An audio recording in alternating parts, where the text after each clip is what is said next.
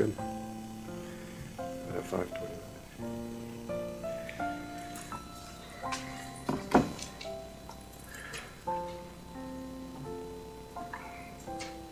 We have a whole hour, Harriet, so speed.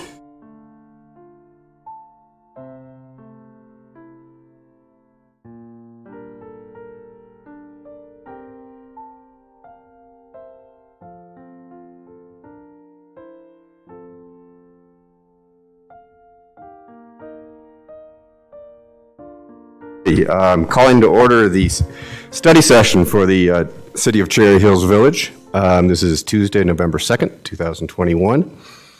On the study session tonight is number one is a memorandum of understanding regarding the Canal Collaborative, and Ms. Harriet Lemaire is here to present. So you have the floor.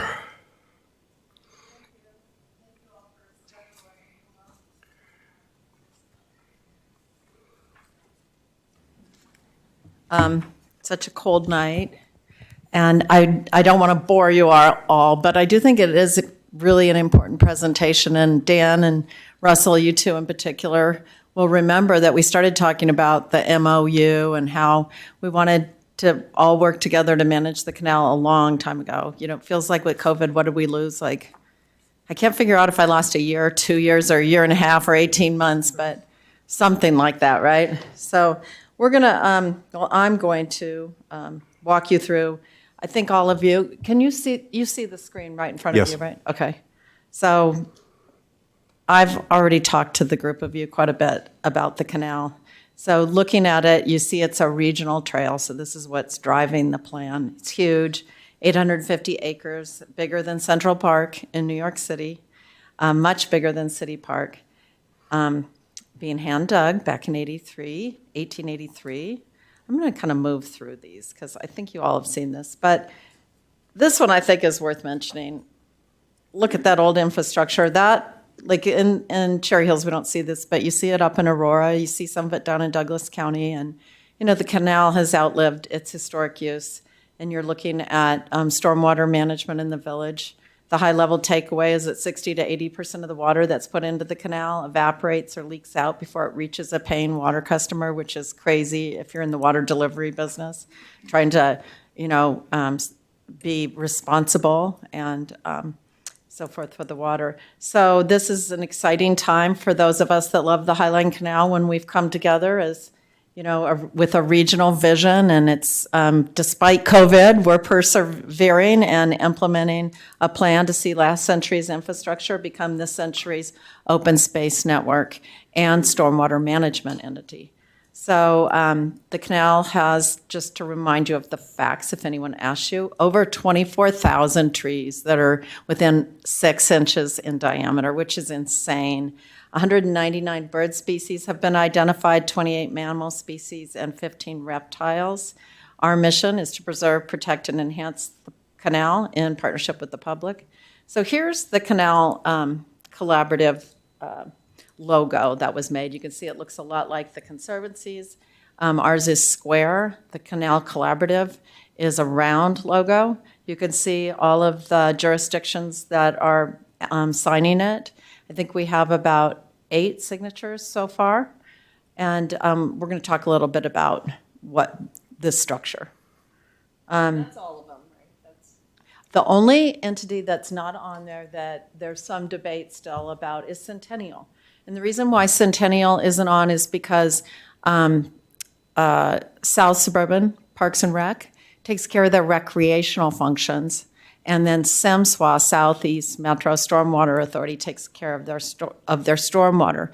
But it was Nancy Sharp who recently has brought up the subject, and I don't know if any of you were there, but that perhaps they should be there for other reasons, because there's other things we're trying to do together, you know, be it a comprehensive approach, if possible, to encampments, marketing, events, you know, just general maybe rules around, you know, vehicle, e-bikes, things like that, that we might want to centralize more, and that their citizens might want to be more involved in that. So I don't know. That's an ongoing thing. But this is long and involved, but I did kind of want to walk through a little bit about how we got to the idea of a collaborative. Those of you that were involved might remember that things were talked about in terms of Denver Water turning the canal over and having different jurisdictions own their portion of the canal. There were crazy things talked about. There was the idea of an authority. There was an idea of a special district. There was the idea of the land coming to the Conservancy, frightening thought. There were lots of scary thoughts. And in the end, and let me just say that our board's attitude was from the beginning that we should collaborate because together we can do more for the canal than we are separately. There's economies of scale. There's certain things that should be centralized and certain things that should be dispersed, and where the authority is clearly left with the jurisdictions. We wanted Denver Water at the table for the long haul, for the liability reasons, and because they're a great partner. I mean, they're a great partner. They have legal resources, they have real estate resources. It goes on in terms of trying to help with the liability of a canal and help a nonprofit take on additional management responsibilities. And so we're in an additional partnership with Denver Water. The Conservancy is. It's pretty basic right now, but it'll probably expand as time goes on. And so we wanted to bring a canal-wide long-term governance and management proposal to Denver Water where we all agreed. And it was only if we all agreed that they would then sign on and support this. And so, and then we wanted to permanently protect public access to the Highline Canal. That's not written in this agreement. There's a separate agreement that we have with Denver Water where upon completion of a major fundraise that they've committed to, that I shared with you guys during COVID, I think, that they've pledged $10 million to support the Highline Canal, $5 million in cash and $5 million in land assets. And that upon completion of our financial commitment, which is $20 million that we have to raise, that then the land will be, there'll be a deed or some durable document that is put on top of the deed. What do you call it?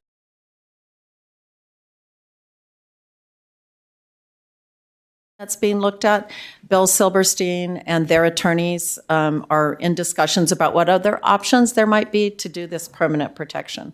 And so, and then the third thing is to use the success of the collaboration and the coming together and all the partners to leverage private and public funding to invest in the canal together. And so in this language that's in front of you is taken right from the MOU that's in front of you. And so these are the goals. And I walked through, sort of the first one there. To connect the public to the value of the canal and the conservation of the natural resources. So using the collaborative as a way to lift up the canal as a regional greenway. To improve the enjoyment of the canal by the visiting public. These are the things that we're all trying to do together.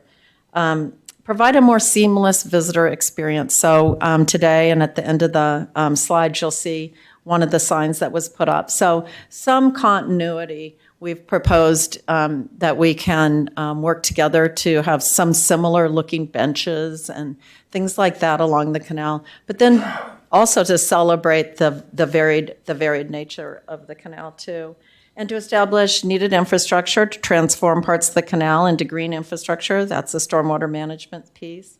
Another goal is to recognize the contributions. So our marketing staff will be, building up all the contributions, like the underpass, as you've seen us, if you follow any of our social media, talking about that and the contributions that Cherry Hills, Arapahoe County, and the City and County of Denver did to put that together, along with the contributions of Denver Water, and then to facilitate cooperative resource management. So what that means basically is let's work together.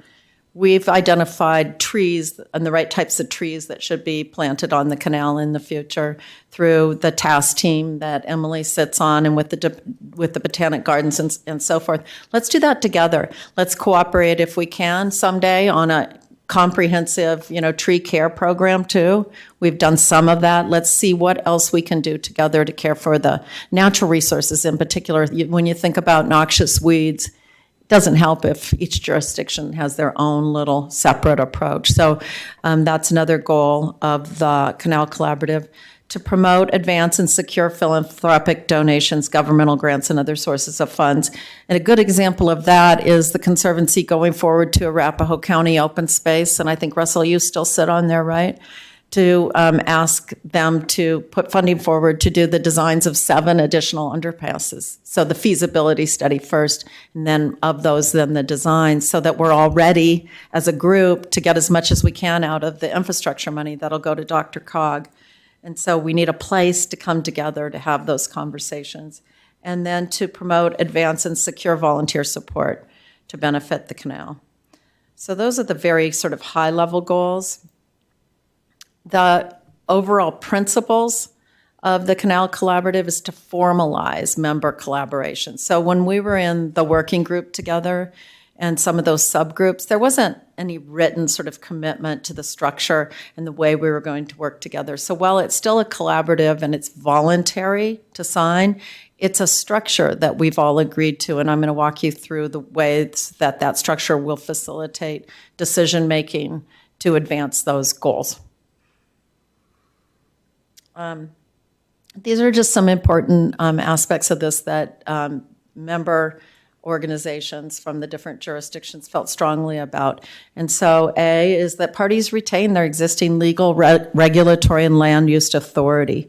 Further, the Canal Collaborative's recommendations that come forward from the group won't impede anyone's ability to operate, manage, construct, maintain, and repair any public infrastructure improvements needed to provide for the health and welfare of the general public. So that language was needed. And then as the holder of ownership rights and property interests in the canal, Denver Water retains all of its rights, privileges, and uses afforded by such ownership. Further, Denver Water may delegate select functions, duties, and responsibilities to other through mutual agreement. So for the Conservancy, that means that we have an MOU with Denver Water. We may have some further MOUs with them in the future. It means that you guys have a lease agreement that Denver Water will be coming back sometime in the next year to try to modify all the lease agreements, to have them interface with this process better and try to make them more uniform. And so we'll be having conversations about that within the Canal Collaborative too. And I think also from a governmental perspective, with all of you sitting together, you have a stronger voice with Denver Water. So that's important. And then participation in the Canal Collaborative and its projects is voluntary.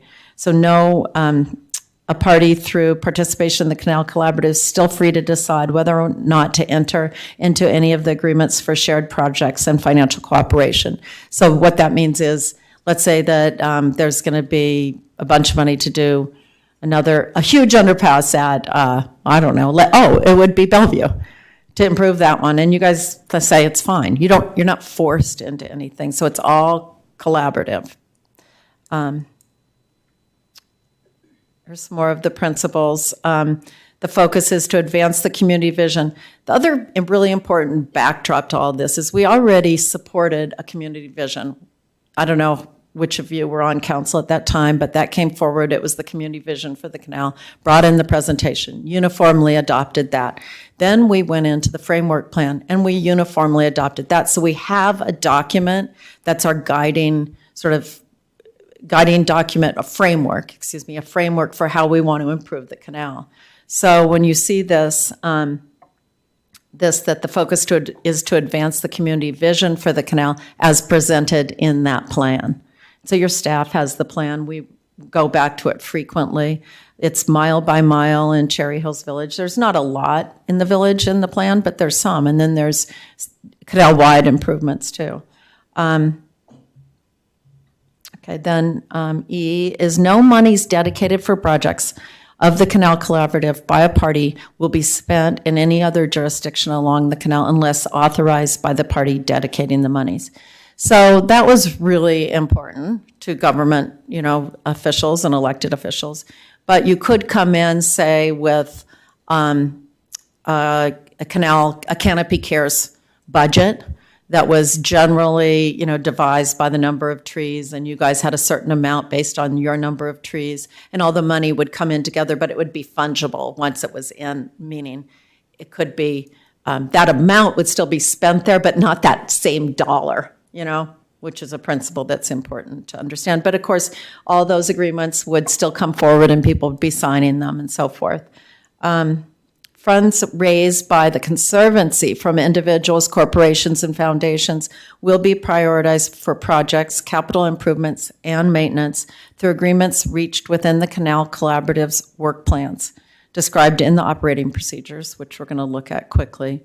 But we, the Conservancy, maintain final determination on whether to proceed with funding acquired from private philanthropy, which you can understand why that's in there as well. But the local governmental partners will help drive the funding that the Conservancy raises too.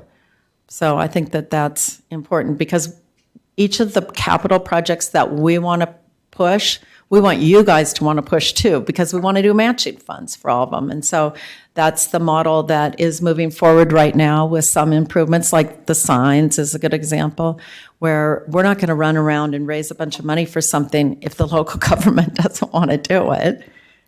Our donors wouldn't be happy. So yeah, so it's very collaborative from our perspective too. And then this is a structure that our staff worked on to try to summarize sort of the way that the Canal Collaborative structure is outlined in the long MOU. But basically, again, you see the Canal Collaborative members. Then you see the Conservancy down below. The Conservancy is serving as a staff to the Canal Collaborative, and we call it the backbone organization. This model came out of California, if any of you know, the Golden Gate Conservancy. There's a Mount Tamalpais out there, and they call it One TAM, because they had, stormwater, then they had federal government lands, and they had state government lands, and they had county, they had all these parties, so they came together, and it was actually studied at Stanford, so we had an incredible model to look at, and we brought it forward. The Conservancy did from the beginning, but like I said, all these other ideas needed to be sort of flushed out and listened to, but it ended up that this is a modified version of what they do out there. And so, we have 3 levels, major levels of engagement. And the highest level of engagement is with the elected officials. But it's different than the working group that a couple of you were on before, because the staff doesn't sit with electeds in this situation. Because it was such a big group, we weren't actually working on work plans and everything. It was more just an information sharing. So here you have, if you look at the bottom, you have your most technical, most knowledgeable groups, the Stormwater TAC, we call it a Technical Advisory Committee, and the Natural Resource and Recreation Advisory Committee. They then feed that information up to the Technical Advisory Committee that develops procedures and systems and develops, I think the most important thing, which is a 5-year work plan and then annual work plans. They'll develop project prioritization criteria, implement plans, oversee the implementation of plans and projects when appropriate, because the Conservancy doesn't want to oversee all things. Like, we would never oversee an underpass, for God's sakes. That's going to be done by you all, or I guess Denver or Arapahoe County staff. But we might oversee, like we are, the signage implementation, so what we can handle. And then the leadership team will be, Chris, you'll be on the leadership team, I assume. Have you guys made your appointments? Yeah. You have. And did you make a council appointment yet? Council will do it at this meeting. Oh, okay, great. As they approve the MOU. So who's your stormwater TAC person? Jay. Oh, yeah, duh. Okay, got it. And so Emily, obviously, Chris, and then you guys will decide. And so then the forum won't, be making policy necessarily, but they'll be reviewing all of the information first, probably from your own staff, and then at twice-a-year meetings.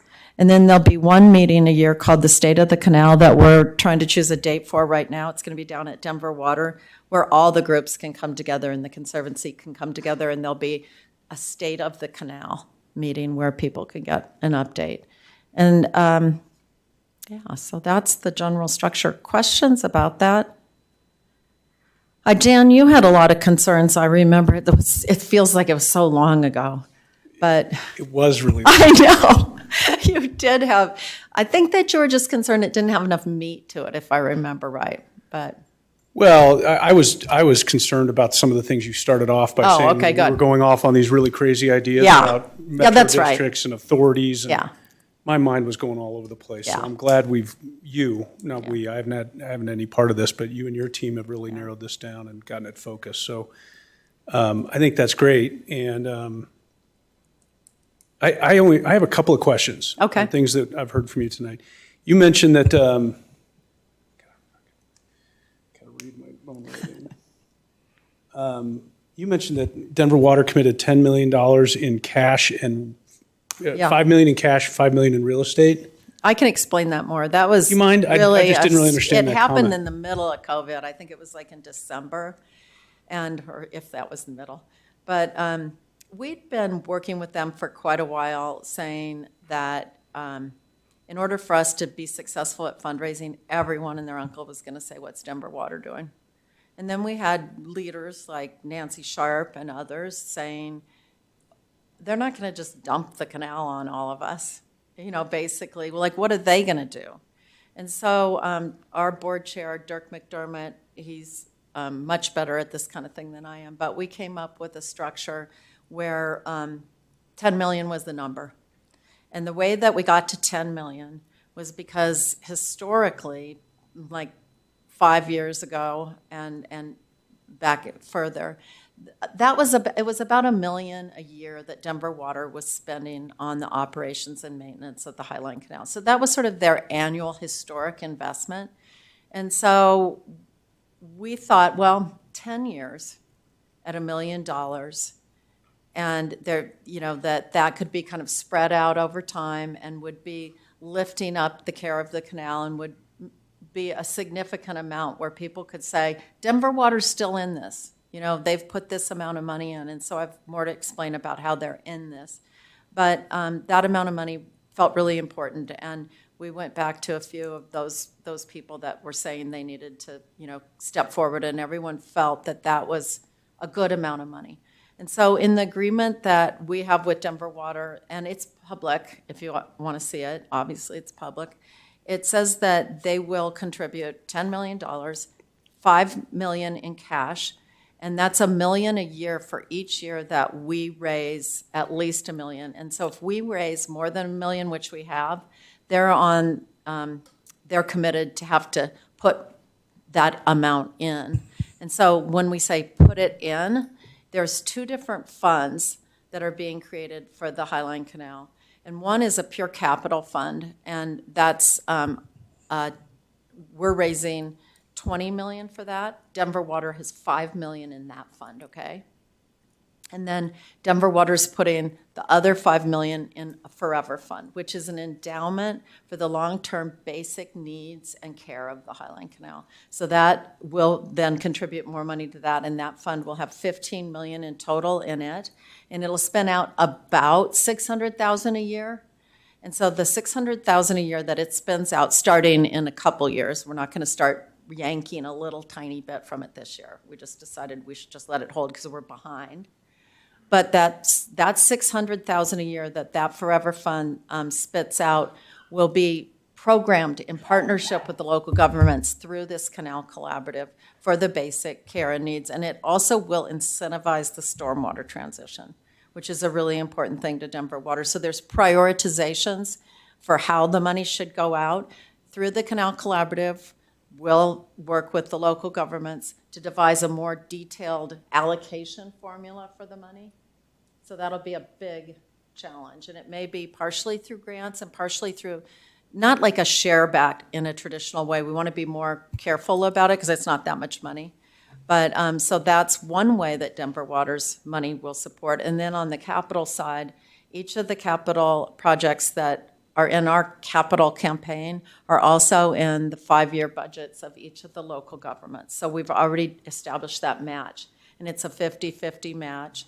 And so that's the other way that they're supporting. And then a couple of the other really important things that Denver Water's doing is that they're not saying, okay, you've got that money, we're done. If you look at the, there's a slide in the, or it's actually there's a copy of a graph that shows that they're still going to continue to maintain at about 300 to 350 a year for 10 years. Kind of starting to taper off as the Forever Fund starts to pick up, so that they're still at about $1 million a year of investment in the Highline Canal. In the meantime, though, the plan for the Highline Canal that was developed anticipates about a 30% increase in care of the Highline Canal over the next 10 to 15 years as it transitions to be a regional greenway and a stormwater management entity. So that increase in care is calculated in there, and it was all done as a prospectus to try to imagine kind of where we were going so we could defend the Denver water contribution, and so that Tom Rood, who's one of the lead staff down there, could defend it to their board to get it passed. He had to explain, this is a good deal for us over time because there's going to be 30% more in maintenance and a lot more in capital. And also, I'm kind of rambling, but each capital project that gets built, like that underpass, Denver Water's not paying for the maintenance of new facilities that go on the Highline Canal. They're not benefiting their main purpose. So those are excluded. Those are separate agreements. So when I talk about the $600,000 that'll help support the basic care and maintenance, we're talking weeds, tree care, those kinds of things. So what was oh, sorry, Chris, you want Yeah, let me just, please. this would be a good time just to remind council, I think the timing of this is right. We're, at a staff level, we're trying to get ready for that.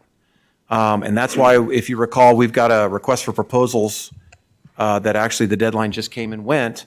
We've got 3 proposers so that we can do a study of both of the elements that Harriet's talking about, the stormwater and the recreational ongoing maintenance. The stormwater is going to require the capital projects that Harriet was talking about earlier. And obviously before, my recommendation to council is before we sign on the dotted line to take that over fully from Denver Water, we just need to know what we're up against. What are the costs for the capital? What is going to be the ongoing maintenance costs? And then with the Denver Water funds that might be available, we might be able to tap into that for some of those, especially once we know what they are, and we'll be able to prioritize where those funds are coming from. So I do think that we have, the timing of this is working out really well. Denver Water knows this is like a 10-year runway. No one's being forced to do anything immediately. So when you see the new lease, which you guys will probably see in 4 or 5 months, just a draft for discussion within the Canal Collaborative, you'll see that there'll be timelines where, you have time to get this done and that done, and you can kind of check what you want to do each year. And the Conservancy's there too. We've removed like 8,000 pounds of trash. So, we're there, and we've removed debris with volunteers too. So you guys have probably some of the most, well, I don't know if all the villagers are going to go out and remove debris, but maybe. It's a real thing, this stewardship for the Highline Canal, and it's a serious contribution. Like Simswa, the stormwater agency, they had us go in and remove a bunch of debris, and Denver Water trim a bunch of trees before they took over a little section. And Denver Water also understands that it could be that you only want to take over a quarter of your section, and you want to give it a try and see how costly it is. We have also the combined service contract that some of the jurisdictions that have stormwater, because there are 10 miles of the Highline Canal that have now been transformed for stormwater. So that service contract, everyone knows now how much it costs, because that's a combined contract that you guys could go in on if you want to as time goes on. And then I think also that there could be some savings by using the canal than trying to address other long-term flooding needs. And you probably are going to be in a better stead to get mile-high flood money, I would think, or urban drain, mile-high flood, sorry. Certainly, but that would, I guess. It's all down the road. Yes, yeah. Yeah, one step at a time. That's what your predecessor said, too. So that was long and involved. Harriet, go over, I'm sorry. It's complicated. Oh, sure, we'll have lots of time. Yeah. Actually, are you finished yet? No, I have more, but I don't have to go through them. Couple other questions. I'm not sure you answered my question about the 10 million and 5 in cash, Yeah. and I think you said 5 in real estate. Oh, yeah, I didn't finish that, sorry. Is there five? What real estate Yeah, are they giving to the collaborative? they're giving it to the Conservancy. Okay, what real And estate the are they giving to Conservancy is Conservancy? going to use it to leverage donations, okay? So they're giving they're investing, gotta use the right language here, investing in the canal by promising to donate 26 acres of open space that's down in Centennial, where their historic property is, where they would care for the Highline Canal. So you guys know this section. It's the second, well, it's the crossing of Orchard. Orchard. You know where the Greenwood Village's new trailhead is? It's catty corner from that. And so there's a certain section that's in a fence where Denver Water had all their machinery and everything. And so we're officing there already. We remodeled during COVID and we've moved down there. You've been there. And then outside of there is another some 20 acres. And so we're currently trying to be kind of quiet about it, to be honest, because we have a capital campaign for the canal. So we don't want people to get distracted by that, but there are naming opportunities. So we'll be able to generate way more than 2.5 million, which is the value that was put on that, by providing naming opportunities for people that are interested. So, Great. and that land will stay with the Conservancy, but we will plan that land with Arapahoe County, South Suburban, Centennial, Mile High Flood, when the time comes. So it's just sort of sitting there. The other parcel is also valued at 2.5, and the values are very low, especially for that one, right? It's at the confluence of Cherry Creek and the Highline Canal. And we're trying to be kind of quiet there too, because there's a lot of neighbors that are going to be anxious about a trailhead at that site, even though that was indicated as a trailhead in the plan for the Highline Canal. So when that whole plan came out, there were public meetings. It was always circled as a trailhead, and the land down south was always circled as an open space park. So it wasn't just random that we asked for those two properties. And it was an easier way for Denver Water's Board to be generous. That's great. Yeah, it is great. It's fantastic. I mean, to have that amount of land as Yeah. a new. One other quick question, then I'll pass it on. You said that you've got 10 miles now in the stormwater program. What other jurisdictions are Yeah. participating right now that you picked So up? the first one was Shea Properties, Cheddar and team, who you probably know, down at Roxborough. You know how they're doing a development that was called Plum Creek, now it's called Solstice. And they own both sides of the Highline Canal down there. And so they worked with Denver Water first. City and County Denver was engaged too, but they were the first to embrace this. And I think it was really easier because it was both sides of the canal. If you ride your bike through there or walk through there, it's a little shocking for people because they laid back the banks of the canal. Yeah, have you been there? Yeah, it's shocking to see. But they've also added about 300 to 350 additional feet to the 150-some-foot corridor that's Denver Water. So there'll be trails on both sides. They're going to have an open space park. They're going to have a big detention pond. It's the centerpiece of the community in a really major way. And I think that the goal was really to prove that this reuse would happen. And so Denver Water negotiated that agreement before we were really involved.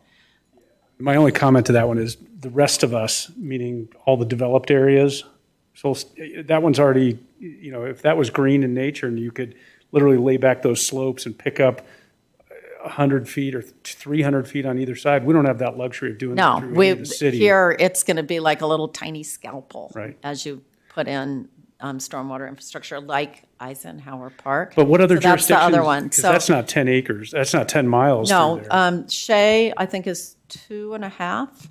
And then next is Greenwood Village. Yeah, it's amazing. And there, they haven't even put in the drop structures yet, showing, again, Denver Water's flexibility. Go ahead and put the water in, you know, we'll get the infrastructure in. And let's learn from Denver. So then Denver has Eisenhower Park, and it's about, I think it's about 3 miles too. It's all the way over, you know, to I-25 from Hampton. There's some in the, some structures in the golf course area too. And then, let's see, Littleton, I forgot about Littleton. Littleton. Littleton has a couple of spots. And they're sort of they're doing it in a small way too, a little bit here, a little bit there, and Simswa is working with them there. So Simswa now is engaged too, which is huge if you think about it, because they're very cautious. And then after that, and after Denver, Douglas County's in it now. Douglas County, when they were planning their underpass for the Highline Canal at Santa Fe, they had a plan to divert a bunch of water into the Highline Canal, and Denver Water was like, have you signed a stormwater IGA? Because, it was like a big pipe. And so it was much cheaper for Douglas County to just go ahead and take on, and I think it's 2 miles, mile and a half or something, and step into the stormwater business too. So they're in an IGA there. And then Aurora, which I never thought I'd say, is looking at an IGA right now for quite a few miles.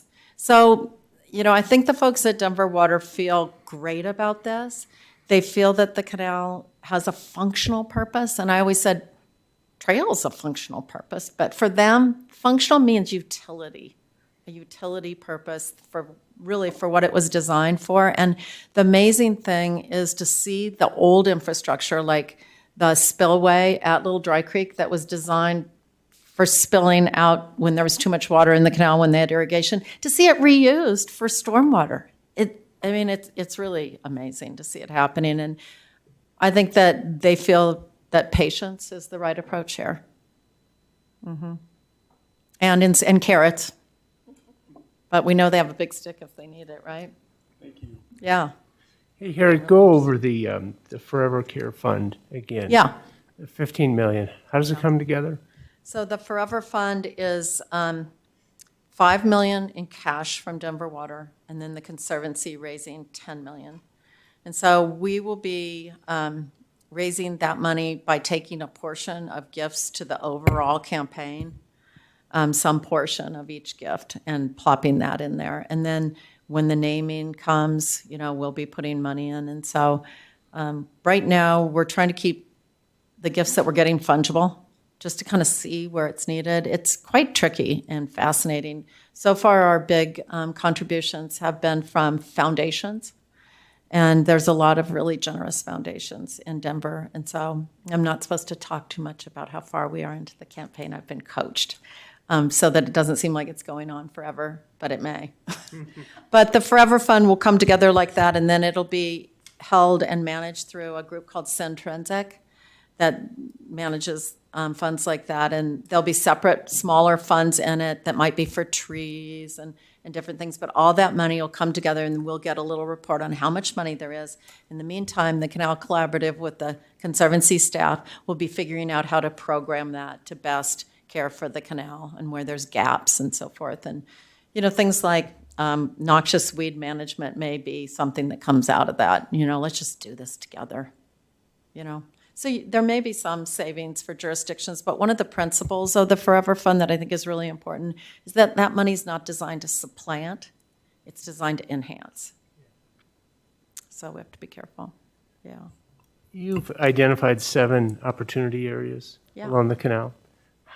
Explain to us, how will those get funded and through what buckets? Yeah, so the whole plan for the Highline Canal has 7 opportunity areas that I can back up and tell you that the entire plan for the Highline Canal is $115 million in capital alone, not to include that 30% more in maintenance. And so what we did was we worked with the financial planners and the local governments and said, this is a 3-way split, over 15 years, So you take $115 million over 15 years, it's doable when you look at the partners. So probably the biggest partner is going to be the federal government. And that's because the most costly things in that plan are underpasses and major transportation enhancement. And you heard me say earlier that there's 7 additional underpasses planned for the Highline Canal. So, at $5 million a pop, at least, right? That's a ton of the money right there. And then the federal government will also be partners in some other areas that we're studying right now with all the funding moving forward. The project is really perfect for so much of it. Environmental, social justice stuff, all in the Northeast. Some 60% of the projects identified are in the Northeast, which I think you know. And so then the state government will be a big partner in funding too. There's Parks and Wildlife, there's GOCO. We'll be bringing forward to the Canal Collaborative a proposal that we want to put in front of GOFACO for $5 to $10 million through their Centennial Fund, where they're looking for large, regional, long-term, impactful projects. And as far as urban projects go, I don't think there's one as ready as this is for that kind of investment. So that's going to be an incredible source. And you can kind of call that private, you can kind of call that state GOCO money, but there's other sources of funding within the state. So that's a third, federal and state money. Third is local governments. So we anticipate a third local governments will lift up. And then the last third is private, raising money for the rest of my life, right? This old lady. Did you want to donate? Live long and prosper. Live long and prosper. When I first saw the number, I thought it was huge, but people like Shannon Carter and some, big philanthropists say a big number is good because it means a big, bold vision that's going to be impactful. And some of the projects you guys have probably seen, they're not that important, but others really are. I think the signage, the interpretive signage, the safety at the crossings, the access, helping the Northeast get finished at least. And, then those improvements I think will be, built up over time. But in terms of those 7 improvement areas, they're not all in this first capital campaign. We just went for what the local governments thought they would want to contribute to, what they thought they could swallow early on, and that we felt we could handle. So a couple of the big opportunity areas, which are the biggest challenges really, is Plum Creek. That's the gap.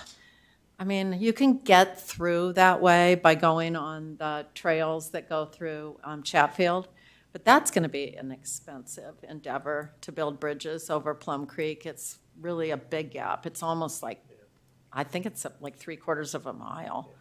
Might be suspension bridges. I don't know the design there. I will say this, Douglas County put $250,000 in their budget to take some initial look at that, which is impressive.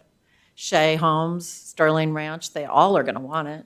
So that's one that's left out of our thinking at all right now, really. And then when you get up north, there's one that's left out of everything right now, and that's the cemented canal bed around Aurora City Center. If anyone's been up there, Denver Water cemented it because they weren't getting the water out. They kept cementing different areas and putting it in pipes to try to get it out further because it was just evaporating and leaking out, right? So that's a really unattractive area in a really poor neighborhood. But the city of Aurora had so much in the plan that they said they wanted to hold on that. Interestingly enough, the Sister Cities program up there, they want to step in and try to adopt that section of the Highline Canal, which is so fun. Yeah, so we'll see what happens there. But the rest of the 7 opportunity areas are addressed in smaller first, like phase 1 improvements in the plan. Yeah. Harriet, thank you for your good work. Yeah, thanks. It's really been guys. fun to watch these last 10 years. Oh, well, you guys, we're going to have so much fun watching the next 10 years as the improvements start to happen. I think my time might be up, but I want to show No, your time's not up. If there's I'm more, not- you can, got 15 more you can go ahead and finish your I'm presentation. not going to go through all those slides for you guys. Okay. Well, I'll go through this one. Look at this. Already $30-some million has been invested in the Highline Canal before the Conservancy has even raised private funds. So this is local government and some federal and state government dollars at work. So that's an amazing slide, I think, when you look at all the stuff. The stormwater projects are, they cost some money too. Here's the signs. And so in Cherry Hills Village, you're going to have 2 trailhead monuments, which are those big fatties, 2 wayfinding kiosks, which are the coolest because they show sort of where you are on the canal, but where the canal is, in the bigger picture too, in a little more detail. And they'll have the rules and everything, so you better get your motorized e-bike rule. Sorry. Never mind. 3 Coyote kiosks, which are those littler kiosks, 6 placemaking bollards, and 2 street signs. So that's sort of what's coming in here for the phase 1 of the signage. And I did want to add here that, I've seen your little square speed limit signs, which I think are really nice, that say like 15 miles. I've been an advocate, and they're the same color as these. So see the Highline Canal one that's just a metal sign? We could do more of those on the canal, not right now, but, we could order them and get more of those out on the canal. Because while the speed limit's listed on stuff, no one's going to see it. And speed is the problem that we're having all along the canal. So I've been a big advocate of that. And then maybe in Cherry Hills Village, you might want to consider more of those yield signs for the horses. The triangle, and we have brown ones that are part of this signage package for the canal. So we can talk about that later. Planning and implementation priorities in the village. It's obviously implementing the signage and wayfinding. The interpretive signs won't come for probably another year and a half. We're working on those, and we'll work with your staff and through the Canal Collaborative on that. You're evaluating the potential for stormwater. You guys are moving ahead. Continued tree planting. I think that you're postponing that for a little while. Yeah. Removing invasive Russian olives. We'd like to work with all of you on that and planting in those areas. The interpretive plan, and then working together to advance a natural resource management plan. But we're going to do that after the tree planting. There's just only so much. Programs and volunteer opportunities. Hold on, I want to show you the sign. The new sign that was installed. Oh, shoot, he didn't put it in. Some of the new signs were just installed. Maybe that's it. Hold on. Yeah, there it is. So that's down in Centennial. Yeah, so that's the way they look, and they're wood. Yeah, so they're good looking. That's really all I had. You have, to be a member of the Canal Collaborative, you got to appoint someone. And you already went through the budget piece, did you? Each of the Canal Collaborative partners are allocating $10,000 a year, which helps with the staffing costs, management costs. And just to clarify for council, 10,000 a year is the level that we've been contributing historically, so it's not a change going forward. It's just solidifying that we'll be consistent going forward. And it's not a commitment, you know how you're not allowed to commit in future years, so yeah, you'll act on that each year. And then if there are more things we want to do together, that budget that comes forward, the 1 year and 5 year budgets, we'll build those things in and we'll all decide together. Okay. I'll just add one more comment, just for, hats off to Harriet and her team to get a single MOU that multiple jurisdictions, that might be the first MOU in a while that. Josh is running it around, isn't he? It's crazy. wanted It's it really signed by impressive everyone. that they've been able to get a single document that's really working universally. So hats off to you and your team. That's no small feat. So It wasn't Josh Phillips. He's an awesome young man and is doing a great job. But yeah, so when we have the State of the Canal come, I think it'll be really fun. I think we've got a ton of press, and we'll give you guys the date well in advance. It's a big time for the canal. Any quick questions, Councilor Brown? Councilor Savabi?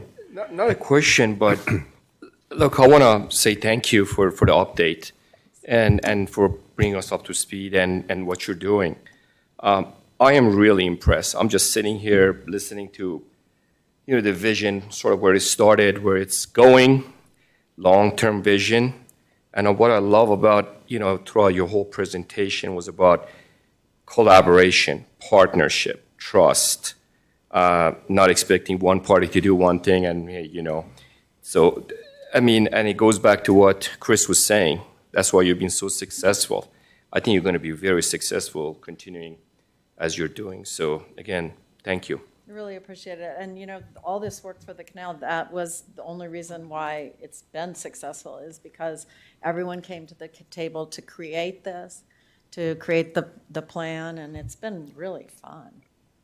So we'll probably get into a big fight sometime, but not yet. No, yeah, right now it's all good. I had a quick question for you. Has Denver Water reached a resolution with the state water engineer about bringing water, South Platte water down? Have they, you know what I mean? The decree. I always have to be careful when I talk about water rights, because I'm not an attorney and I don't represent Denver Water, but generally, they were in the process of taking customers off, as we all know, and they have been for a number of years because of the lack of economics, everything we talked about. But what happened about 2 years ago was they got that letter from the state engineer, and you guys got it. Yes, we did. Yeah, saying, are you using your water for irrigation purposes or not? And if so, please document how you're using it for irrigation, because they're right, the water is for irrigation. And they had been, let me just back up, before they got that letter, a number of small ditch owners and canal owners, mostly in the, not in the southern part of the state, had received complaints, sort of like other kinds of complaints, not through the state engineer. So the state engineer must have been alerted to what I like to call vanity ponds. People using these ponds for just, fun, kind of, not a needed irrigation purpose. So when Denver Water got that letter, they sent a letter out to everyone. They only got like 5 responses, which wasn't helpful, right? Buell, We were one. which is great because you're the furthest, You're the you're the last customer right now. And so that was great because they at least have that to move it through. I think Denver might have done one. Yeah. But so they wrote back to the state engineer, and don't quote me on this, so, I know we're being recorded, but they basically wrote back and said, we are moving people off. We're trying to take care of this problem, but we retain that we still have a water right to use the canal to irrigate the trees. And so in general, that I haven't seen the letter. I'd love to see it. But when I was told that, I was like, hallelujah. Because that means that even if it's 10 years from now, if there happens to be enough water, they could still run water. And they also want to retain their right to use the canal for waterworks purposes in the future. Who knows? Yeah, and you can commingle, the two functions. Sure. So who knows? I think that they're being incredibly smart. But you Thank you. No, I know. have other- One of the issues there is where they can say that the trees fall within the original decree back in 18. There you go. Yeah. Whether those are evergreen trees or whether, so I don't know. Yeah. We'll see how it comes out. I hope it comes out favorably. It would be nice if they could run water down occasionally down Yeah. if they needed to do that to protect their water rights. And it would also, if they did run water down occasionally, it would help with the maintenance costs for the stormwater Right. managers, because then and it's written in some of the things that they will always do the maintenance that is needed to run the water. So. Thank you very much, Harriet. Fun. Appreciate your time, and that was Thanks. that was terrific. Thanks, you guys. Okay. All right, I think we're going to take a break now, about 5 minutes or so, and then reconvene at the regular session at 6:30, unless there's any objection. Hearing none, we will reconvene the regular session at 6:30.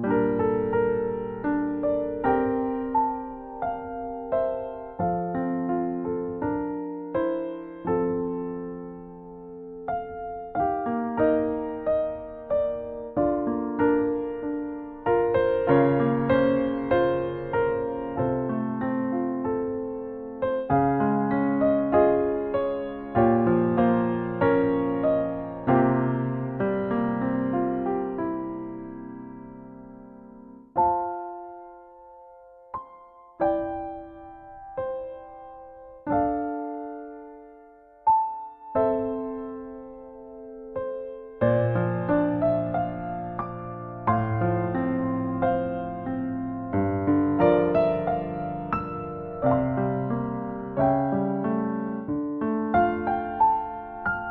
call it to order now. Roll call of members, please. Counselor Safavi? Here. Counselor Wheel is absent. Counselor Brown? Here. Counselor Gallagher? Here. Counselor Sheldon? Here. And Counselor Blum is absent. But we do have a quorum. Next, we'll all stand for the Pledge of Allegiance, please.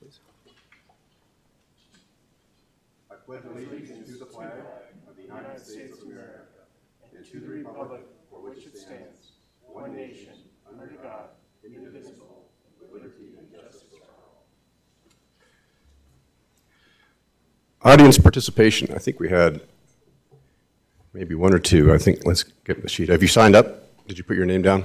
Good. If you'd like to approach, Richard, is it, Mango, your name is Bluba?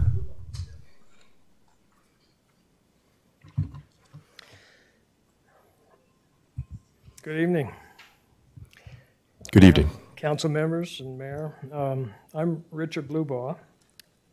I'm the vice chair of a nonprofit called TSAC for short, which is Transportation Solutions Arapahoe County.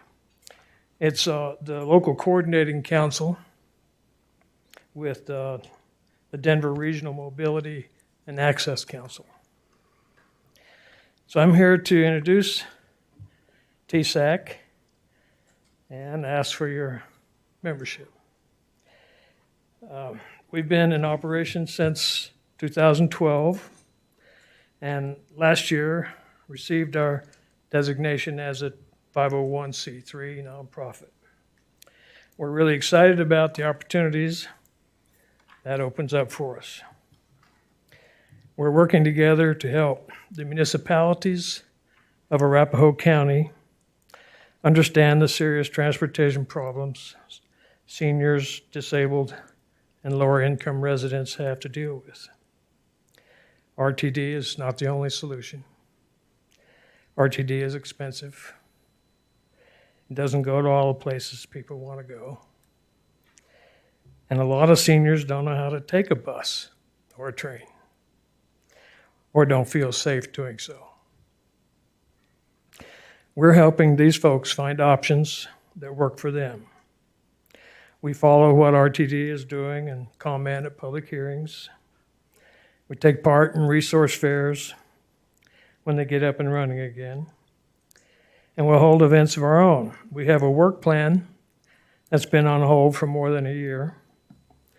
We have a flyer with some data that will be shared with you. I left with the clerk.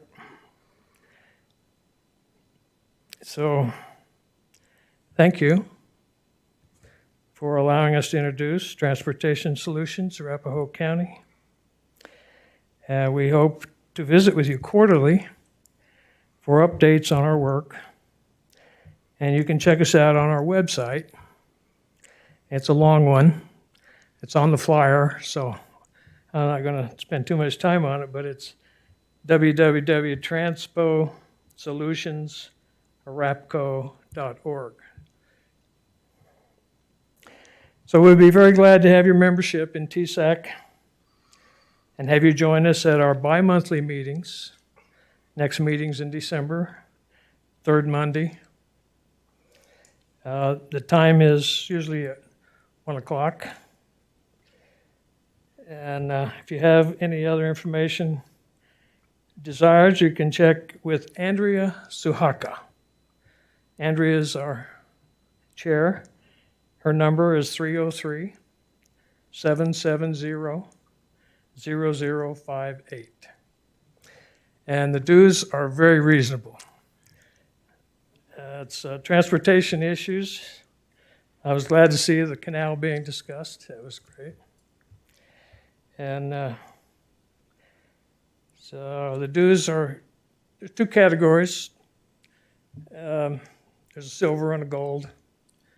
The silver is $20 a year. The gold is $50. So thank you. We look forward to having you. Thank you for your words. Appreciate it. Any other members in the audience wish to speak in this stage? If not, any boards and commission reports? Hearing none, I move to consent agenda. I would like to remove 6B. Any other removals? I'll take a motion. I move to approve consent agenda items 6A. Second. All in favor? Aye. I removed 6B. I fully support it. I think we ought to do it. I think it's a great MOU. I wanted to point out, though, that some of it's brought to my attention by the mayor of Centennial, that some of the calculations in these are very old. They use figures that were dated from 10 years ago. So our share here is more than the city of Centennial for this. So it may not make a big difference because this is really a county by county. Centennial signing the MOU too, and so it's all going to another county. But these numbers may be changed, and I just wanted to say for the record that we would support, making a more fair kind of allocation here, if it actually matters to how these funds come back and are used in Arapahoe County.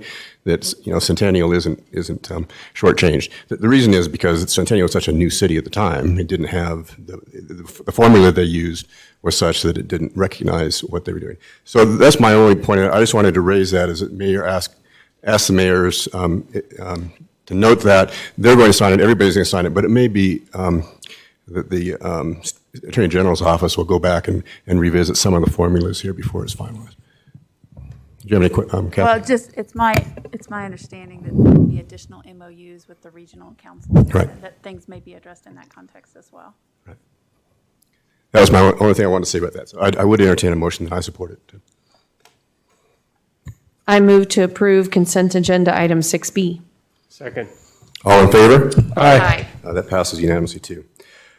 Then, moving to consent agenda item 8A, which is actually just 8, the only item 8, public hearing on Council Bill 10, Series 2021, to rezone a parcel of land owned by the Lynn Welch Poena Living Trust located at 8 Cherry Hills Drive from R2 to R3 and amending the official zoning map consistent therewith.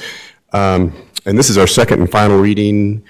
Senior Planner Workman, and this is really, as I recall, to correct an error that we found. That's correct, Mr. Mayor. There's been an error in the zoning of the property, and the way to resolve that is to have council take formal action to reverse that. So, as you alluded to, the Cherry Hill staff has brought forward this request as we believe there's an obvious error in the zoning from 1981. Please note that the necessary public notification requirements have been met. And the property for the request is located actually just north of the Cherry Hills Country Club off Cherry Hills Drive. It's mostly surrounded by other single-family residential lots. Would take this opportunity to highlight the particularly narrow and small way the lot was created. This image does a nice job of illustrating how it is unique in its own way. Quickly run through the history and how the error occurred. The property was originally platted in 1937 as Lot 9 of Block B of the Cherry Hills Park subdivision. That was done in Arapahoe County.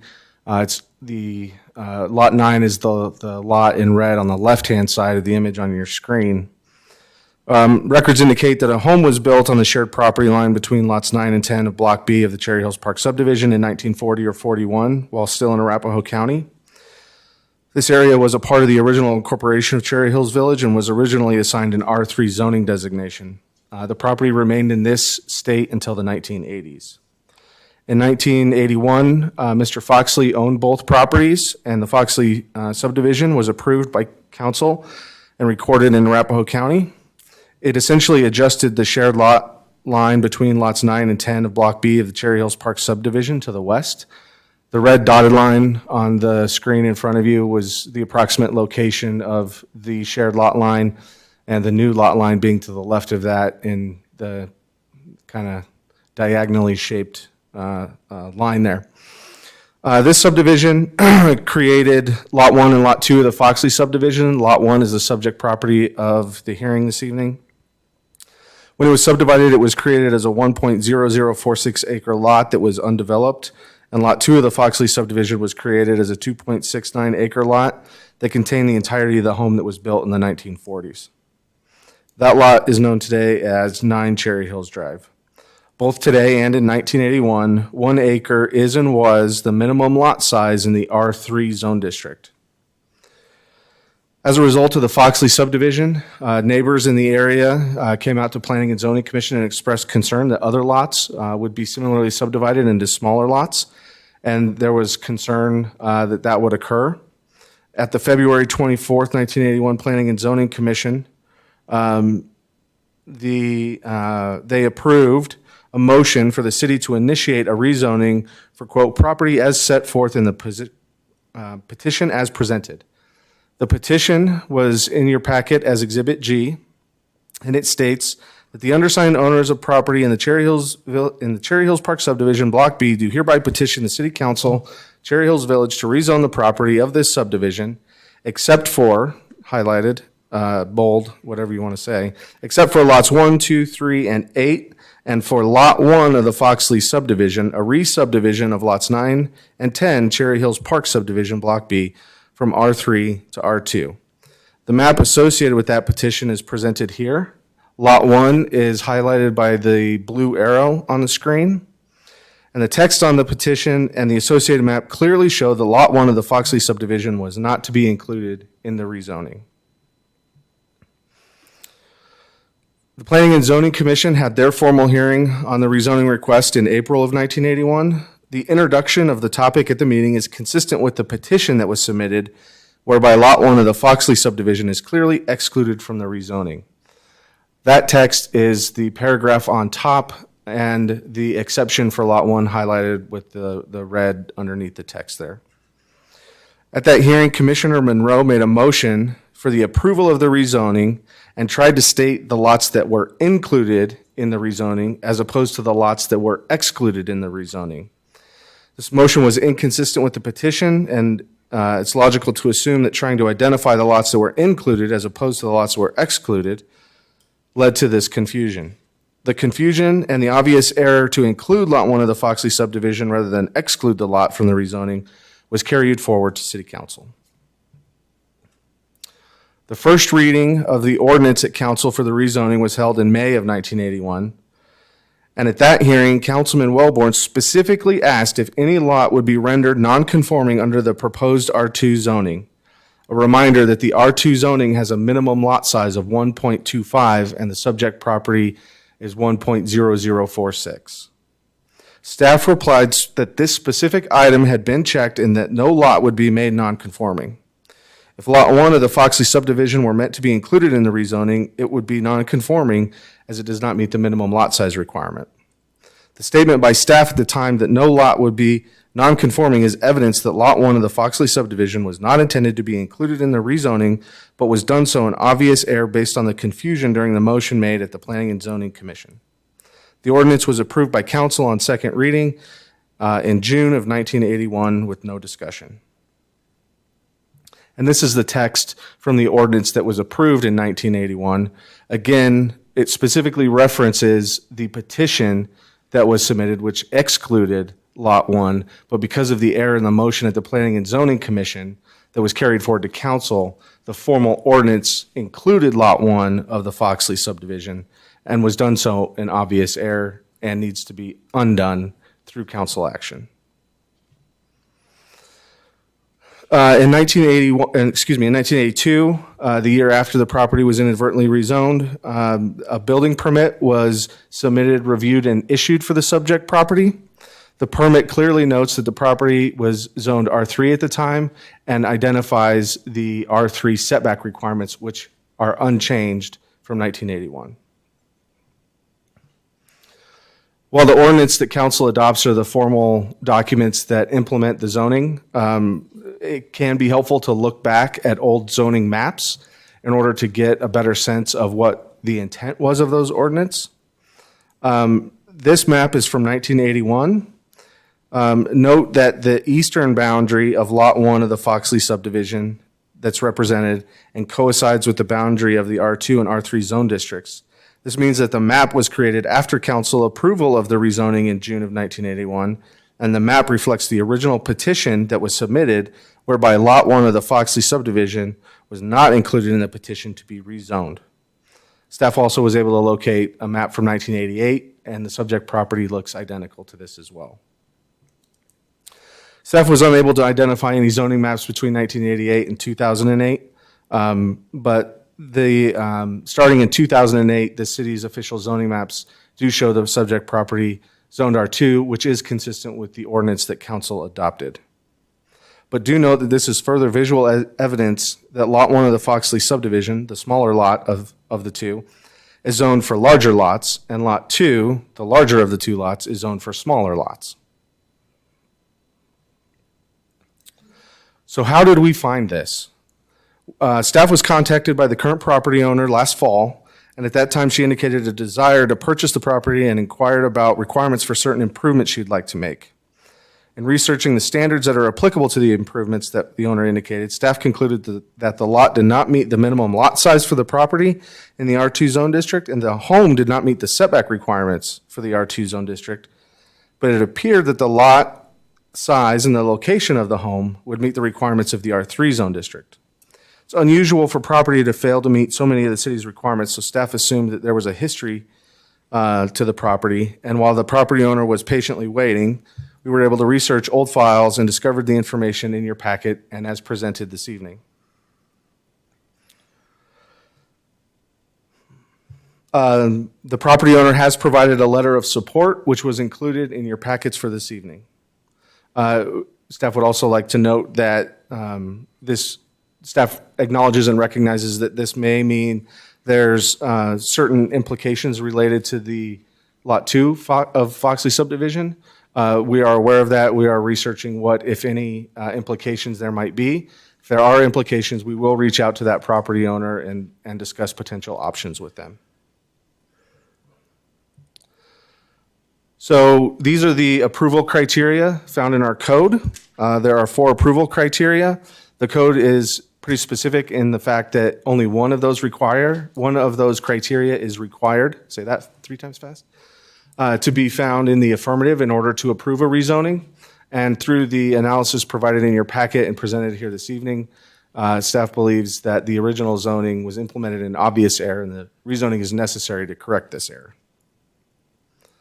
The Planning and Zoning Commission heard this application at their September 14th meeting. They held their public hearing regarding the requested rezoning. They had no questions and voted unanimously to recommend approval to City Council. Therefore, the recommended motion in your packet this evening is to approve Council Bill 10, Series 2021, in order to rezone the property from R2 to R3 and amending the zoning map consistent therewith. And that concludes staff's presentation, but I'm available for any questions you all may have. Sure, any questions for staff? If not, I'll entertain a motion. I move to approve Council Bill. Hold on. Public hearing first. Public hearing, yep, sorry. Oh, public hearing, sorry. It is, get the right time here. 6:49, I'll open the public hearing for comment from anyone who wishes to speak on this matter. And there are nobody signed up, and I see no interest from the audience, so it's 7:49, I'll close the public hearing. I have one clarification. Sure, absolutely, we can still close the hearing, and now a clarification from council. Okay, great. Thanks, Paul, for the comprehensive update on all this. Do I understand it right that you said that there may be implications to the adjacent lot 11? Is that right? It's 9 Cherry Hills Drive is the 9? address. Was it previously lot 11?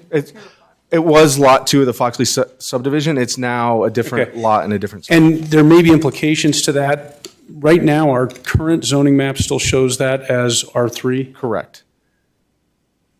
Because the official ordinance specifically excluded that lot from the rezoning in 1981. Okay, thank you. We're going to have to change the map back. We may. Staff would like to have conversations with that property owner, the property owner's representatives. If there's no issues related to setbacks or things of that nature, they may want to keep that zoning. If there are issues related to setbacks or things of that nature, that may be advantageous for them to rezone. But we need to have those conversations with them first. Okay. I move to approve Council Bill 10, Series 2021, a bill for an ordinance of the City of Cherry Hills Village to rezone a parcel of land owned by the Lynn Welch Pewana Living Trust located at 8 Cherry Hills Drive from R2 1.25 acre residential to R3 1 acre residential, and amending the official zoning map consistent therewith on second and final reading based upon the finding that the existing zoning was implemented in obvious error and that the rezoning is necessary to correct the error as set forth in the staff report and the evidence presented. Second. A motion and a second. We'll need any further discussion?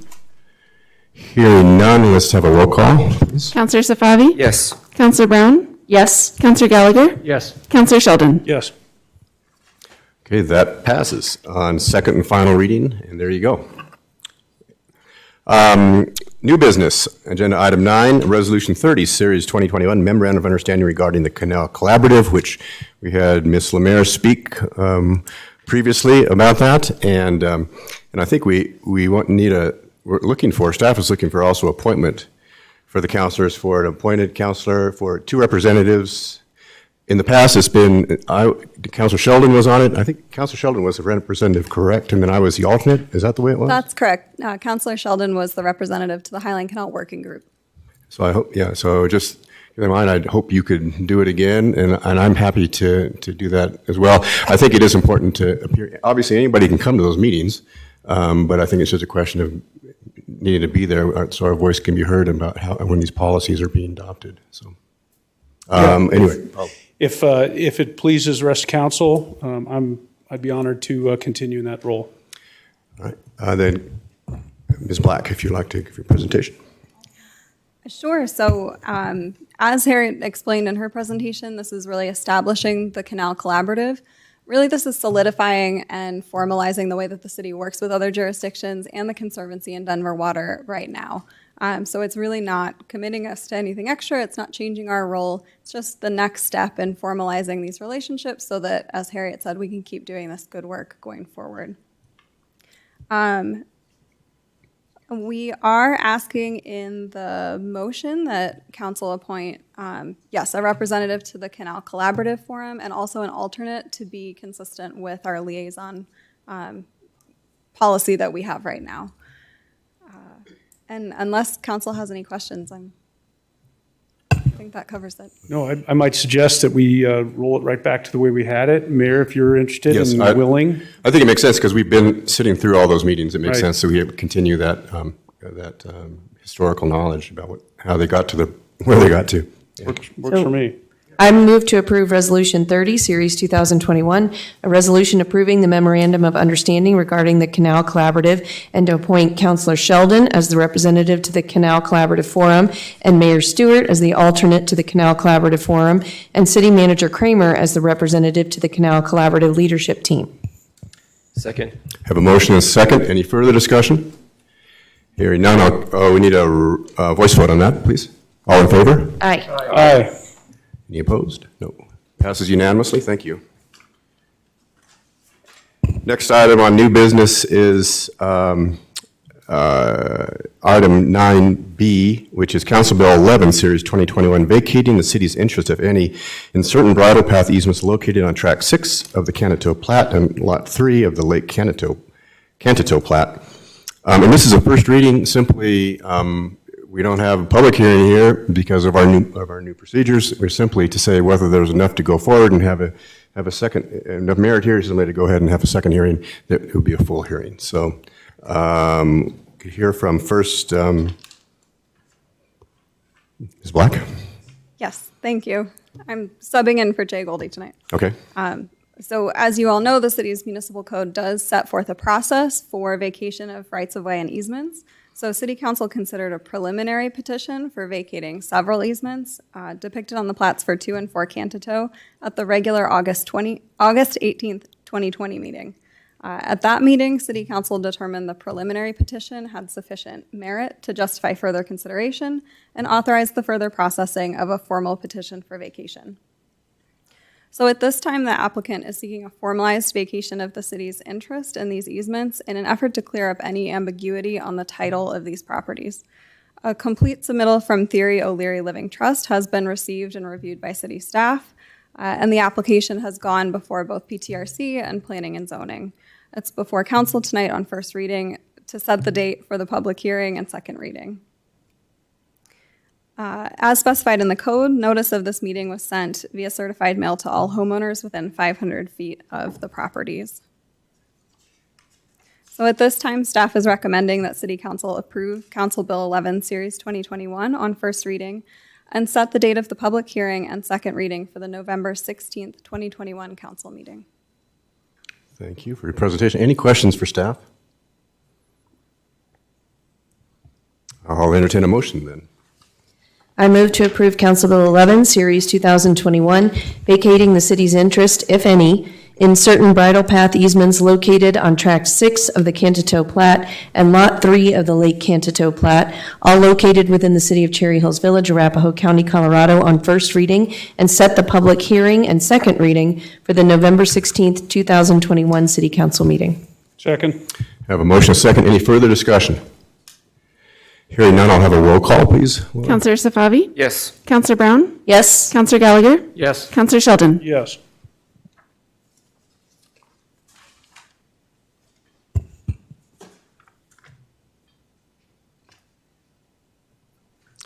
Okay, next is item 9C, which is Council Bill 12, Series 2021, amending Chapter 11, Article 3 concerning city property, parks, and rights of way. And this is a first reading. And we can, Ms. Black, if you'd like to give a... I'm on a roll. Yep. So this is an effort to update and clarify this section of the municipal code. So we presented these changes in concept to PTRC at their June meeting, and then staff worked with the city attorney to draft the suggested specific language changes, and those went before PTRC at their meeting on October 14th. And they did recommend approval. So all of the edits are shown in the attached council bill, attached to your memo, but I will walk through the three significant changes. So the first significant change is to the section about swimming and wading. As we know, we have a specific wading area now in our new John Mead Park. So the change to the code is to reflect that change and to allow wading within the section of Little Dry Creek within Woody Hollow Park, where historically we have been allowing activities to supervised, organized, permitted activities to take place in that section of Little Dry Creek. So we do plan to install signs once City Council approves this, and we'll be working with our insurance provider like we did for the rule signs in the park to make sure that that language satisfies all of their requirements. The next change is to the parking or camping section.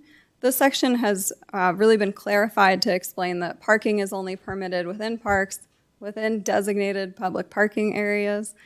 And the update also removes the requirement to obtain a permit prior to setting up a table in a park or trail, because we do have organizations like the Highline Canal Conservancy that might, come and set a table up, and it removes that burden for them to get a permit in order to do that and to do outreach.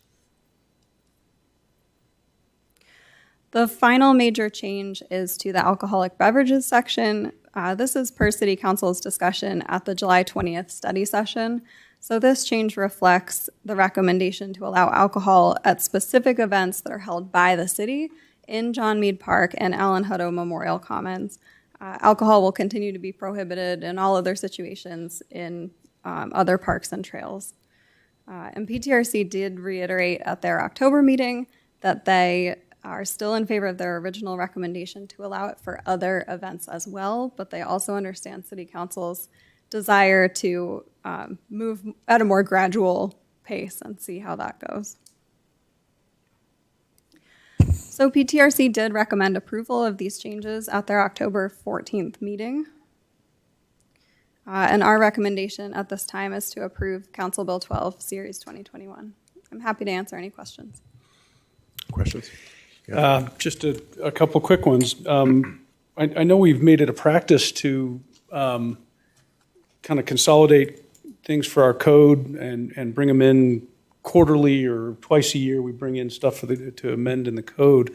Curious what prompted these changes. You seem like they kind of came, to me, I hadn't heard about any issues that were prompting these red lines. So I'm just curious what staff saw or heard that prompted these changes. The biggest push was really the splash area coming online and finishing the park. And at that point, we knew once that became available, we would have that friction of we have the splash area and our code says you can't wade anywhere. So that was what initially kicked off us taking a look at this section. And as we went through it, the pieces about the table and we had the discussion earlier this summer about park hours, and City Council had asked PTRC to consider that. So that was the initial item that made us take a look at it. And then to your point, to be efficient, we went through the section with a fine tooth comb. Thanks, Emily. Councilor Gallagher. Councilor Brown. I don't know if these are necessarily questions, but I guess I'm not particularly comfortable with this right now. And obviously, I always have the option just to vote no if everybody else is. I get that. But I'm realizing, given the situation tonight, if I vote no, then it doesn't pass. Yeah, I know. But I'm not going to vote for something on first reading that I don't agree with and then just turn around and vote no on second. So I'm wondering if it. Wait, Kathy. Yeah. Me. A majority of the entire council is required for final passage. But not first Okay, reading. but three won't be a majority.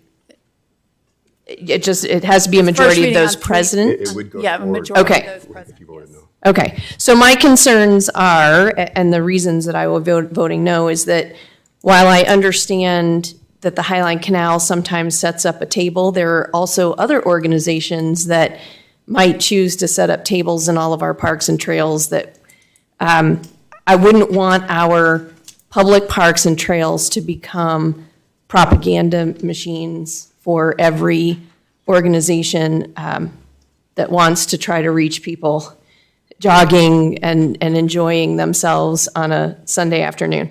So I actually probably do feel like, while a permit seems like a lot, some sort of permission or request to set up a table.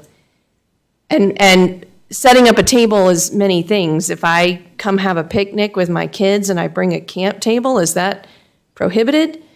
If I bring, a bench of some sort, is that prohibited? I can't even place it. So I'm not comfortable that says what or at least what I thought it was supposed to say.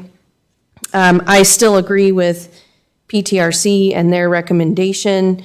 I think that this new park that we just built, we didn't just build it for the city. We built it for the people of Cherry Hills Village. And if they want to have an event there and have a glass of wine, I think that should be allowed. So I'm not comfortable with where it is just yet, and that's why I will be doing that. Councilor Savavi. All right. There is kind of interesting First Amendment questions, too, that maybe the city council or city attorney can be ready for, prepared for on the second reading about if you set up tables for propaganda, one person's propaganda is another person's First Amendment rights. So, and I think, maybe to come and clarify at second reading what rights people do have on our trails to set up and exercise First Amendment rights might be Okay, useful. this whole section is noted as in the context of a permit from the city. Oh, it's all permitted, yeah. So it would be addressed through that process, and First Amendment rights would be respected through that process. Very good. Any other comments? If not, I'll entertain a motion. I move to approve Council Bill 12, Series 2021, a bill for an ordinance of the City of Cherry Hills Village, amending Chapter 11, Article 3 concerning city property, parks, and rights of way on first reading. Second. Motion is second. Any further discussion? We will need a roll call on this, changes the ordinance. Counselor Zafavi? Yes. Counselor Brown? No. Counselor Gallagher? Yes. Counselor Sheldon? No. Oh, Mayor? I get to vote.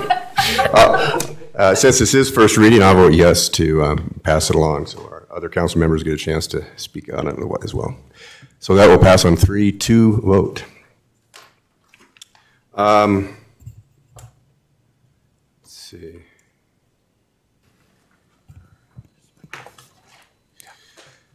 This is item 9D, a new business, which is public hearing on Resolution 31, Series 2021, approving a floodplain variance pertaining to parcels owned by the city, by the Cherry Hills Country Club, and generally located at 4125 South University Boulevard. And this is Mr. Workman again. You're up. Thank you, Mr. Mayor. I feel like it's the Paul and Emily show this evening, but that's okay. So the resolution before you this evening, the applicant Cherry Hills Country Club has submitted this floodplain variance before you this evening. Staff, myself, will be doing the presentation. However, Mr. Will Wilhelm from Kimley Horn, the city's engineering consultant, is available for technical questions should you have them. The applicant and their engineer are also available should you have technical questions again. Please note that the applicant has provided the necessary affidavits for notification, verifying that it has been done in accordance with city standards. I'll make an assumption that most of us know where the Cherry Hills Country Club is, but for context, it is located just west of University Boulevard, and it is surrounded generally by single-family residential properties. In general, the site's about 180 acres in size. The site itself is encumbered by two separate floodplains. Greenwood Gulch is located on the north side of the property, and the Little Dry Creek is located on the south side of the property. The scope of work for this application is only within the Little Dry Creek floodplain, again on the south side of the property, and it's really three things. The first is some bank modification to increase the slope of the bank and allow vegetation rather than the current hardscape that's there in order to decrease erosion within those banks. Some channel alignment modifications to create more meander and to be consistent with historical channel locations. And then the third component of it is the replacement of some old and deteriorated pedestrian and cart bridges. The image on this screen shows, at least in one location, how the applicant proposes to, quote unquote, lay back the slope of the bank. The lighter gray shade on this image is the current slope of the bank, again, steeper than the darker black that is proposed. This will allow for them to do additional seeding and planting along the bank and significantly decrease the erosion that occurs in that channel. These are images of the proposed bridge replacements. The image on the top shows the typical construction of the new cart bridge, and the image on the bottom shows the typical construction of the new footbridge.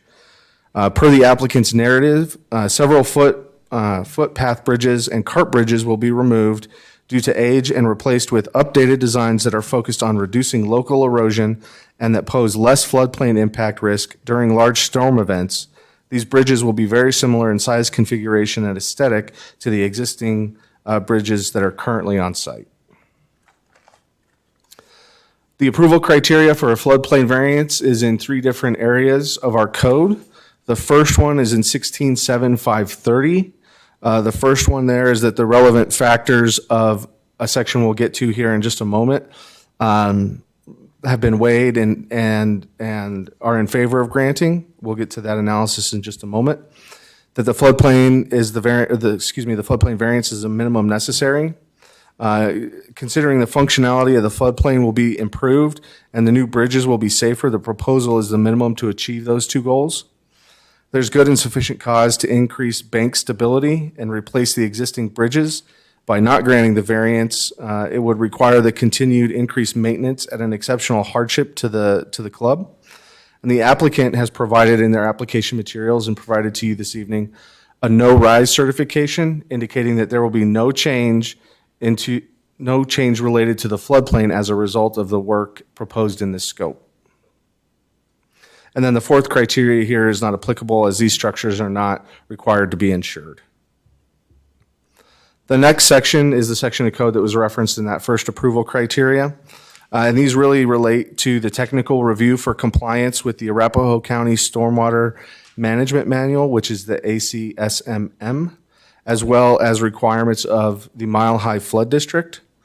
Both Kimley Horn has reviewed the plans and determined that they meet the requirements outlined in this section.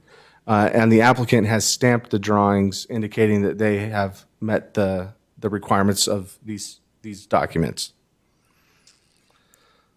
The final section that discusses floodplain variance approval criteria is really a laundry list of factors to be considered. Again, they may not be a criteria, but they're items to be considered during the review of the application. In response to those approval criteria, there's no change to the danger to life and property as a result of this work. There's no facilities proposed. The proposal includes structures, not facilities. The design of the structures are signed off by 2 professional engineers registered in the state of Colorado. They were reviewed by Kimley Horn, who are also registered engineers in the state of Colorado. There is no change to the existing use of the property. There's no change to safety of access. There's no change to the cost of providing municipal services. The applicant has provided a no-rise certification, and flow conditions will generally match the existing conditions. Letter H is not applicable as this is not a waterfront location, although I'm sure the club would love to have a waterfront location. The structures must be placed in the floodplain as they are intended to provide safe crossings of that floodplain. And then letter J, the continued use of the property as a golf course is consistent with the city's existing master plan. On October 12th of this year, the Planning and Zoning Commission held a public hearing on this application and voted unanimously to recommend approval, subject to one condition. That one condition is identified in your staff report and will also be on the next slide for the recommended motion. The commission did ask a few technical questions related to bank stability, some current erosion conditions, some water velocities and ponding that the applicant was able to answer sufficiently. With that, the recommended motion in your packet this evening is to approve Resolution 31 of 2021, approving the floodplain variance for the Cherry Hills Country Club, subject to one condition, that condition being that at the conclusion of the project, the applicant will need to provide as-built drawings to us, the city, that we will then share with our consultant, Kimley Horn. And the purpose for that is to ensure that the construction was consistent with the plans that are approved as part of the floodplain application. And that would conclude our presentation. Again, staff, myself is available for questions. We do have Will from Kimley Horn that's available for questions, and the applicant's available for questions. So, Thank you. That's a nice presentation. Is there anything you'd like to say to fill it? Okay. Any questions from council? Just a couple. Thanks, Paul, and this may be for Will, I don't know. Yeah, on page 3 of the packet of your staff report, you list these 3 things that are part of this proposal. And the first one is bank modification by increasing the slope of the bank. I think what you meant to say, and maybe you did mean for it to say, or the applicant meant for it to say increasing the slope, but to me, increasing the slope means going from a laid-back slope to more vertical slope. I don't think that was the intent of it, because I know you're laying these things back as opposed to making them more vertical, but it was a little confusing to me until I got to page 4 and started seeing the profiles of what we were talking about. So just for clarification, you're right. The intent is to soften, to make the slopes flatter, if you will. Yeah, I figured that out. I just wanted to point out that I didn't really understand what that was until I got to the end, or a little bit further in. And then I assume staff supports the P&Z condition that was added in? That's correct. That was a staff recommended condition to Planning and Zoning Commission that they agreed with. And I didn't see in here P&Z's minutes were not in here, so none of those technical questions that they asked were included in here, but I like that addition as well. Okay. No further comments. Councilor Gallagher. Thank you, applicant and staff, Kimley Horn, for outstanding work. Makes our position up here a lot easier. I have no comments. Counselor Brown? I just want to say you guys are super busy over there. Holy cow, this packet is amazing. So I have no questions. Counselor Stefani? No questions. All right. This is just a voice vote, all right? So I'll entertain a motion. It's a public hearing? Yeah. It is a public hearing and a voice vote. There's no sign-ups. I'll open the public hearing at 7:15. Anybody wish to speak? Hearing none, I'll close the public hearing at 7:15. And if there are no more requests from council or thoughts of council, I'll entertain a motion. I move to approve Resolution 31, Series 2021, approving a floodplain variance pertaining to parcels owned by the Cherry Hills Country Club, generally located at 4125 South University Boulevard, based upon the finding that the approval criteria have been met as set forth in the staff report and the evidence presented, subject to the following condition. At the conclusion of the project, the applicant shall provide as-built drawings to the city to ensure that construction was consistent with the approved plans submitted with the application. Second. I have a motion, a second. Any further discussion? If not, this is a voice vote. So all in favor? Aye. Any opposed? Sounds like it passes unanimously.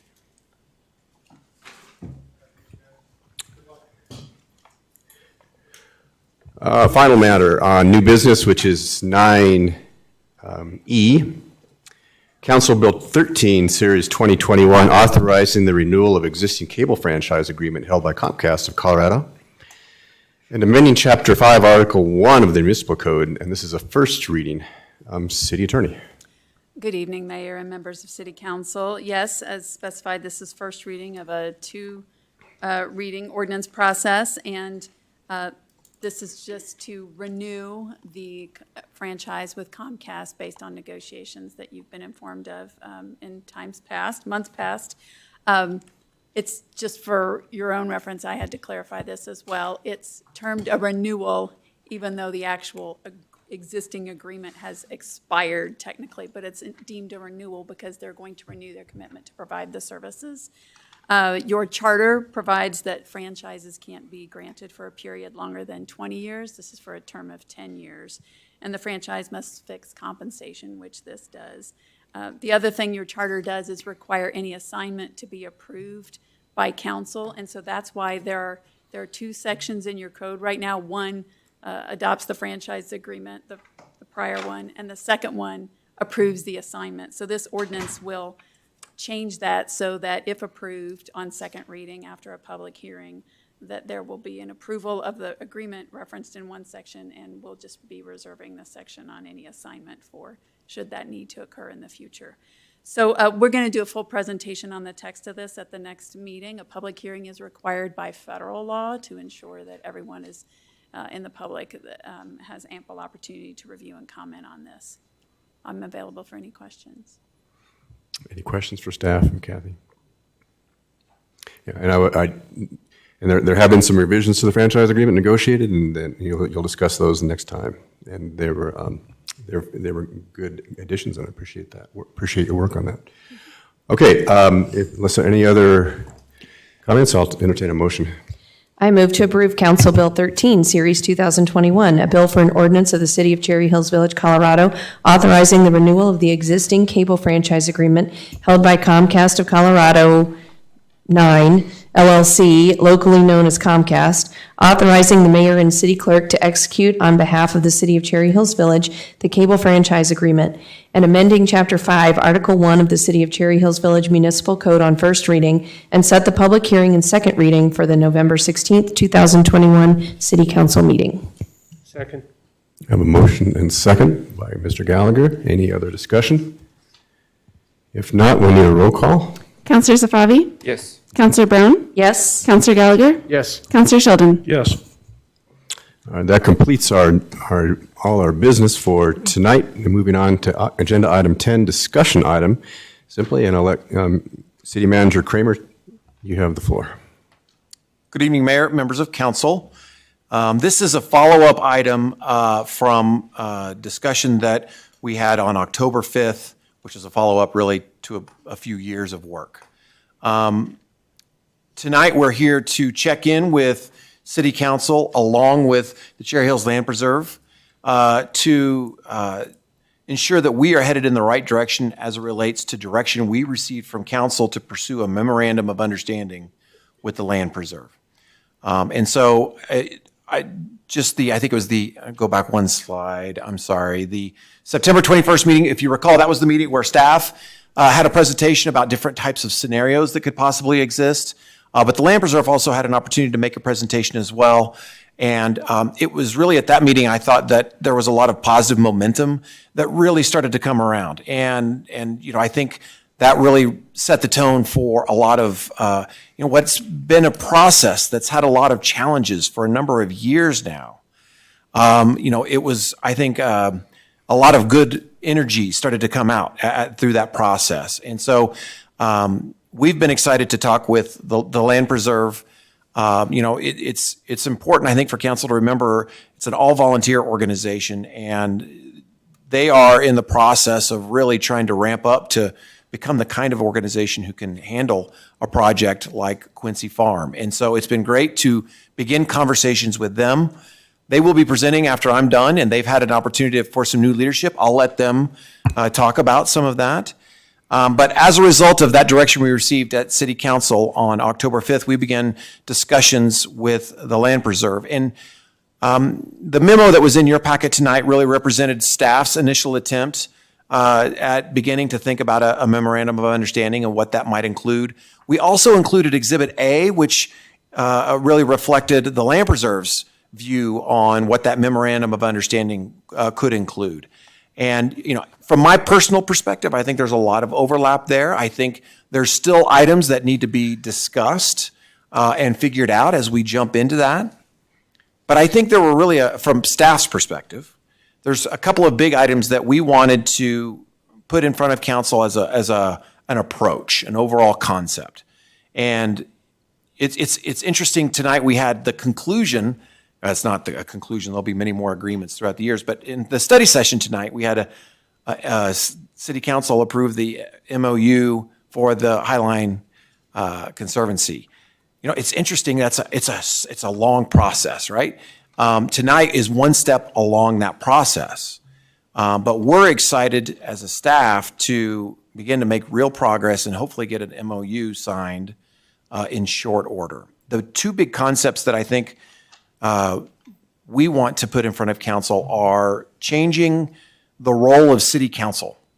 As a result of the context of that process changing over time, we ended up where there was a committee attempting to do a master plan, setting out the programming for both sides of the farm for the next 10 to 15 years, including capital construction costs for various improvements required to meet that master plan. That really puts a lot of the initiation process really on the city side of things. The committee eventually wasn't able to keep going through that process, and that really then shifted to City Council. So what we're presenting to you tonight is a shift in that where the Land Preserve would really start the discussions as it relates to programming. They've already been doing tremendous programming on the site and getting a lot of folks aware of what's, as been noted, not a lot of residents know about the farm. And so a lot of their programming they've been doing as a chance to bring awareness to that. So through that, they would then be an excellent source to initiate that programming, to begin the programming on, for the farm. Through that shifts council's role to really be more responding to that. Now, staff would obviously be involved throughout that process, so it's a real partnership, a collaboration. But from council's perspective, you're really more reacting as opposed to having the sole responsibility for initiating that kind of work. The second element of this would be then the process for that, the vehicle for that. And as was presented by Dr. Skremstead, who's here tonight, there's a lot of good models for that that really rely around an annual plan. And you might also recall from earlier tonight in the study session, they have an annual plan process as well. Staff is a big fan of that annual plan process for a few reasons. It allows the programming to drive what gets presented to City Council. That therefore can account for programming on the site, potential improvements to the site, and how the site will be used. That will then help inform, the longer term, how the sites, what kind of maybe investments are going to be spent on a particular year. Staff is also a fan of that annual plan approach because it allows for an incremental process. We don't have to decide everything on both sides of the farm like we did with the master plan all at the beginning. Instead, we can take it slow, make good progress on setting up the partnership, obviously, but the actual programming and improvements to the site could really develop over time based on how the site's organically growing. So those are really the two big ideas that we're hoping to get some head nods from City Council on tonight. Now, in the staff memo, we had some beginnings of what's typically might be considered in an MOU, the land preserve's responsibilities and the city's responsibilities. Obviously, we need to continue to have these conversations as we work with the land preserve, but hopefully these responsibilities in some ways reflect what I'm referring to in regards to the two big concepts that the staff has put forward. So obviously, the city can bring its own funds to the table from our various Parks and Rec Fund or General Fund, but also we have the opportunity to initiate a lot of grant funding that we could help pursue in conjunction with the Land Preserve. But the Land Preserve then could also help bring a lot of fundraising to the table as well. Obviously, a key for the MOU is really giving them the opportunity to go pursue that fundraising in earnest with real gusto. So this was sort of a starting point for how that MOU could start to shake out from basic responsibilities. So again, these are the two big concepts that we're hoping to get some head nods for. I think the Land Preserve also has some additional concepts that they may want to talk about as well. So we're excited. Oh, right, the December 8th? Yes, I'm getting prompts. We're hopeful that we could get an MOU and make enough progress with the Land Preserve to get an MOU in front of you as early as December 8th. We want to, while we may want the site to grow organically, and we want to see rapid progress on the actual agreement. It's progress for City Council with residents, but it's also progress for the Land Preserve to be able to do fundraising. And so we're hoping to make quick order of the MOU itself. So we're excited to work with the Land Preserve. Again, I think there's a better feeling with the farm than there has been in quite some time, and they're doing great work with, really changing in some ways the nature of the organization, their organization, and how it relates to the farm. And so we're certainly appreciative of establishing a great working relationship that's a real collaboration. Thank you, Mr. Kramer. I guess I want to give the Land Preserve a chance to speak, if you like. You're certainly welcome to.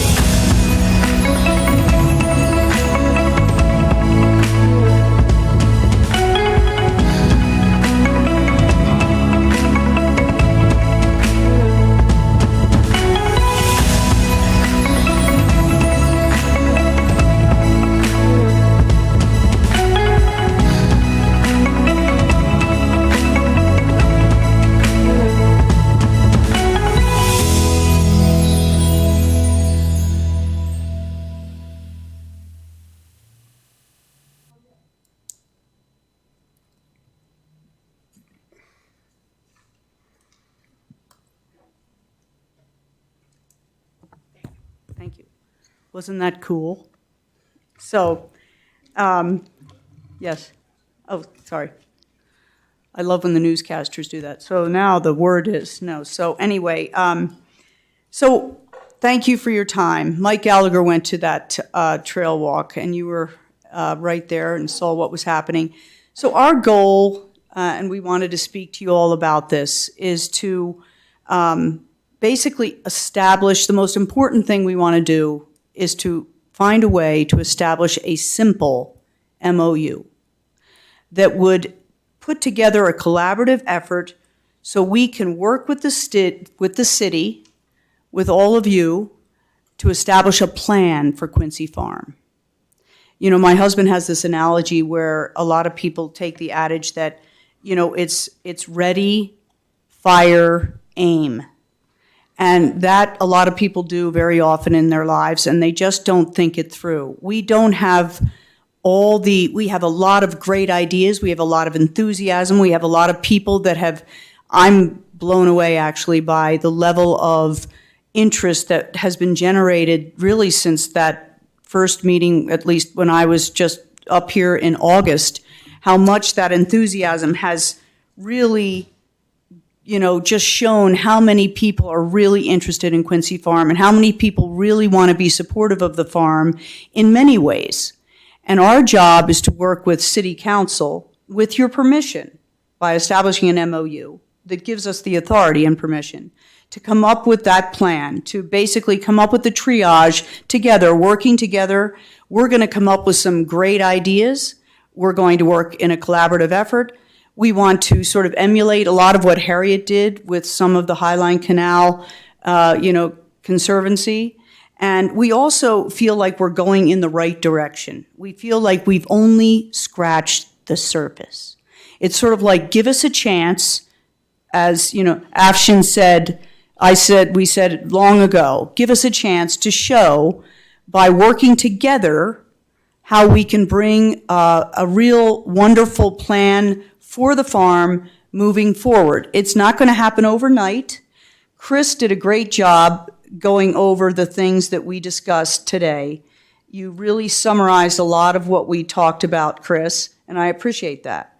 And we just want you to know that first steps first is we're committed, the Cherry Hills Land Preserve, to sit down and try to come up with, between the staff and us, with a comprehensive MOU, but a simple MOU. So it's not this litany of, you know, convoluted ideas.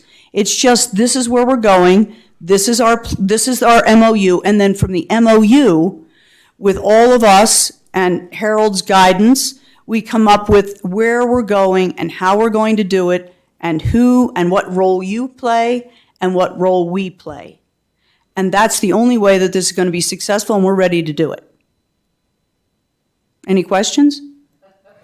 Right, no, thank you. Any questions for the Land Preserve up here? Any? If not, then any? No. Linda, in the MOU, you would list responsibilities. We would. Yeah. But we want to do that so we, you know, I think with an MOU, as Harriet told me, she said, well, we've been working on this for like 7 years or whatever. I was just talking to her briefly.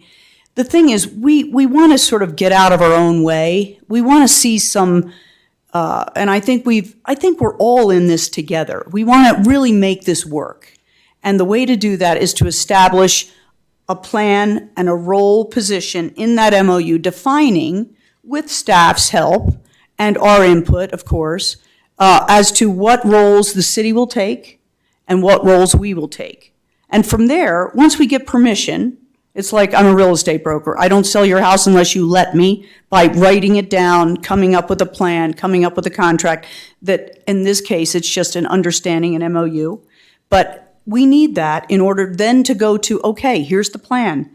And in order for me to go to all the city villagers and have them get like as excited as we are. For example, that movie, that video that you just saw, I sent it to just a couple people. They were like blown away. And they're like, where do we sign up? How do we help? So in order for that to come into play, we need the MOU, and then we need to come up with a plan. And when we do that, then we can go to these the people that want to donate, and the people that want to be involved, because it's not just money, it's time, it's energy, it's enthusiasm, it's all of those things. So, yes, we will define that on the MOU. Mr. Sheldon. Linda, thank you. I am curious about the change in leadership of your board. Me too. Can you speak to that? Well, I just believe in the Cherry Hills Land Preserve, and they just called me up and said, you've been unanimously elected as the president of Cherry Hills Land Preserve. So I'm going to do my part to, I really don't care whether I'm a president or what I am involved in. I'm there. I'm all in, no matter what my, title might be. And a lot of you know me from just being involved at the city, and and we've been involved in business and other things, but I just think this is just, it's a wonderful city, and it's a wonderful project, and I know there's a lot of projects out there to sort of earmark and, and determine what goes where, but this is a special farm, and we just want to make it absolutely be the most beautiful, wonderful environment that we can for our villagers, and many other people too, but especially for our villagers. Thank you. Sure. Sure. As the person who helped recruit, all of us did. The Land Preserve knows we need to increase our capacity, and we are organizing around what are the key functions we need. We know fundraising is going to be very important. We also know that Linda has incredible energy and incredible relationships throughout the village and will be very valuable in that effort. And we wanted to make sure that we had someone who could open doors and help us do that fundraising effort. So we're all still here. We're all still part of the team. But, this is a group effort. And so we need to make sure we are organizing around what are those key functions we need to get done, and how do we engage the resources we need to get it done successfully. Amen, sister. Any other questions? Councilor Brown. I don't really have a question, but just as observation more than anything else, I think, Chris, I really appreciated your summary as well. This has been a long process, literally 10 years. I was on the visioning committee before I was even on council, and this is my 9th year on council. So it's been a long time.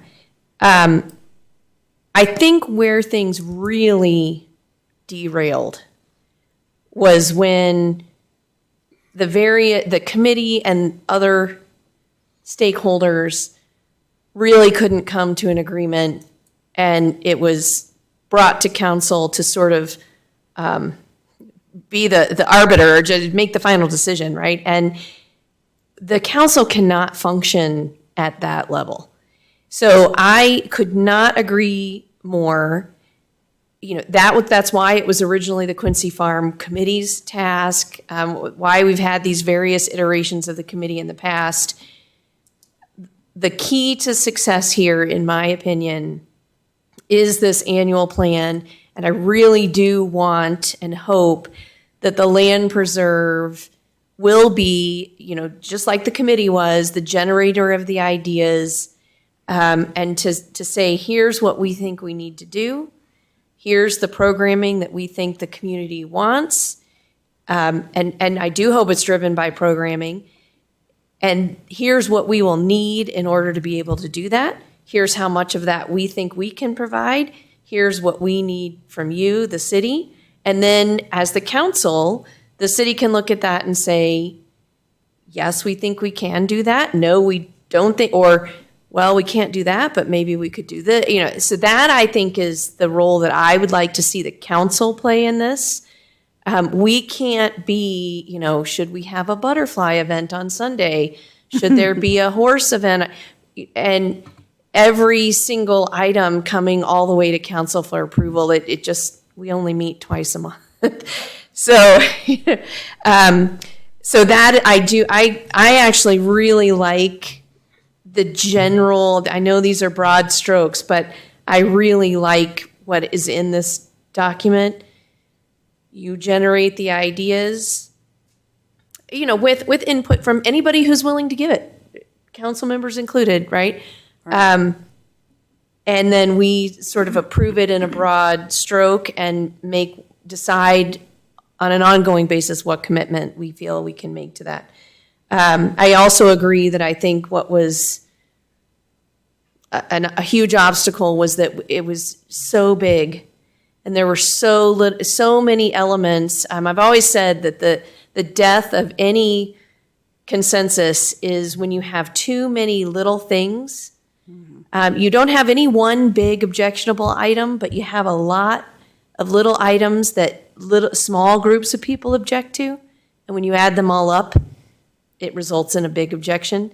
And so I think I love the idea of kind of taking it small and making those small improvements. So I think this sounds like the perfect approach for an MOU, and I appreciate that you're doing it. I think we are committed to, I think I can speak for Mike to say that, we are very anxious to see things move. The MOU is definitely movement. I would love to see something happen, in the spring. I'm term limited in November, and I'd love to see something happening there in my 10 years on council. So, Well, thank you for that. And I think we realize that you guys have fatigue in this arena, so we get that. And yet we realize we have to put it back on you guys. We need permission. We need you guys to look it over, look at our suggestions with staff's input, come up with a simple MOU. We're not going to have let's have the KISS theory, keep it simple, stupid, So we're going to come up with a simple MOU, and we're going to come out with but it's going to be a collaborative effort. And once we get permission, then we come up with our plan. And then the plan, we can move forward with enthusiasm, energy, and get people involved. And so that's sort of our idea. And so, any other questions? Councilor Safavi? Just a comment and a question. I want to second what Councilor Brown mentioned. The ideas, what you want to do, all that should be driven by you guys. Again, we don't want to go ahead and micromanage it. We're going to be, again, as stated, really get the big pictures and move forward. I go back to what I stated maybe a month, 2 months, 3 months ago, whenever it was. I really want to get a better understanding in terms of the budget. And in this MOU, I have a question, maybe Chris, you can answer that. In the MOU, are we going to, so there were a lot of good information that was put together on a budget, on what needs to get fixed, what needs to be fixed now versus 10 years from now, and the numbers around those. There was scenario A, B, C. Do we want to fix everything at once? Do we want to do it over a series of time? I don't want that data to be lost. I think that's extremely important for the planning. And if it's a 10 or 15-year planning, 20-year planning, whatever it is, it's planning. It's good. We should use that data. So with the MOU, I want to understand, when I look at it, how much of that money will be coming from the city, from the taxpayers? How much of it will be raised by land preserve? How is that going to work? And then break that down, if it's a 15-year plan, into how much per year? And again, who pays for what? In general term, not for each building and each grass, but in general, are we paying 50K, you're paying 100K, whatever it is. So does the MOU will include that? So I'm going to throw some responses out from a staff perspective. I think the Land Preserve probably should also weigh in on tonight on that as well. But let me just say, I think from staff's perspective, what we would be proposing to council is that you don't necessarily take, if you recall, those three scenarios that we had discussed last time would all need to be vetted against priorities. What are the community and council priorities? We still haven't gone through that yet. That still hasn't been decided yet. So it would be impossible to sort of start picking those items to put them in a plan now when we don't have the priorities selected. And this is my own personal opinion. I'm not speaking on behalf of the Land Preserve but I think the beauty of this current MOU approach is that the programming needs and a lot of the great outreach that the Land Preserve wants to do will help inform those priorities. And so that then, what I think this MOU can do to make it manageable and simple is it really just sets out roles and, some of those types of things. It doesn't necessarily put dollar figures to those, but it's, for example, I'm just going to use a very simple example. Some basic maintenance, for example, on one end of the extreme, the city has been doing some paying the water bills, and that would likely continue. That level of delineation or definition would likely be included. What wouldn't be included is the specifics on the barn, for example. That would need to be expressed through an ongoing partnership or collaboration with the Land Preserve, where they would then eventually say, we have a need for the barn to do this kind of programming with, and I'm going to make something up, school children. And to do that, we need to rehab this, and the attic needs to have that done, and therefore it has this kind of price tag. And we're asking that the city contribute X amount of dollars, and we can contribute X amount of dollars. That way, we don't have to get into the same dilemma that Mayor Pro Tem Brown spoke of, which is us all collectively having to make these long-term decisions all at once right at the beginning. The annual plan can help express that. What the MOU will do is really try and set out some of those roles. I can tell you, we've already begun to have good conversations about, starting to zero in on where some of those roles, that dividing line is. And we've still got good conversations to have on that front, but that's precisely, I don't think we need to define the dollar amounts in the That's fine, MOU. Chris, but let me ask, I guess, one comment maybe. There were items on the list that it was, at least in my book, would fall under must. That if we gotta decide, are we gonna do something about it, or are we gonna let the building just rust and fall apart? And if we're gonna do something about it, there's a time element. There is. And in order to do that, you need dollars. Is that dollar coming from taxpayers, or is it coming from Land Preserve? I'm not saying we have an answer today, and I don't expect you to have an answer today. There is a lot to digest. But I say, again, go back to those documents that months and months the staff put together. Those were really good documents to start building ideas and what needs to be done. I'm all about programmings and having pizza and birds flying, all that, and those are great. And those will generate excitement to do the fundraising. But let's not forget, again, some of the key things that we all started talking a year, 2 years ago, a while back, that what needs to be done as bare minimum to make sure things are not deteriorating more. That's all. Understood. Linda, I think I would like to offer you a chance to also weigh in on this particular topic. Yeah, so I think the key is that everything you're saying makes sense. And what we want to try to do, though, is by getting an MOU, it's an understanding, it's a form that allows us to understand where the city is coming from and what the city's role is in the general perspective of an MOU, and it's what our role will be.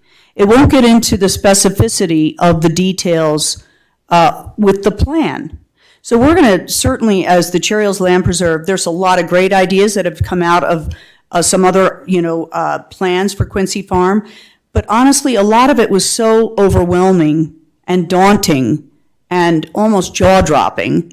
We want to simplify the message. We want to focus in on, let's come up with an MOU. From that MOU that is approved by the city council and the mayor and everyone involved, and in conjunction with the staff, then, we come up with a plan of step 1, step 2. And that's the ready, aim, fire perspective we're going to have versus the other. Because other than that, it's going to overwhelm you guys. You'll still have the fatigue. We'll still be talking about it 3 years from now. And that's not what any of us want. So I really believe that your concerns will be addressed, but we have to come up with a plan first collectively to determine what next steps do we take. Hey, Linda, the MOU outline that the city prepared, and then you have your own MOU sample. Mm-hmm. Are is Land Preserve in agreement with the basic outline of city responsibilities and Land Preserve responsibilities? Not exactly. So let's talk. So we're working through that, though, Mike, in the respect that we would like to try to really sit down and sort of sort through that, because we're close, as Chris said, we're close, but we want to delineate roles and responsibilities. And, we're the programmers, in my opinion, and you guys are the owners of the farm. So in conjunction, working together, we want to come up with how we can all blend that together in a document that will clarify our specific roles, jobs, duties, et cetera. It will help us realize our goals and our roles. That's what it will be. And then from there, we come up with a plan. I guess the question is, in my mind, it does go back to, if you start with programming, and that creates activities, and then that creates ways that you're going to spend some money so that you can support your programs. And then we have to build in the priorities of both the organization, Land Preserve, and the city. We don't have a huge bucket of money that we can, support Quincy Farm with. We just need to get to a document that is that's workable. And I would really, we have the privilege of having Dr. Scramstead here tonight. Yes, we do. I would love to. Yeah, why don't we hear from him? Is that okay with you guys? Are we on track? I would love to, Dr. Scramstead, if you would come and comment, are we on track here? Given your Thank you. vast experience.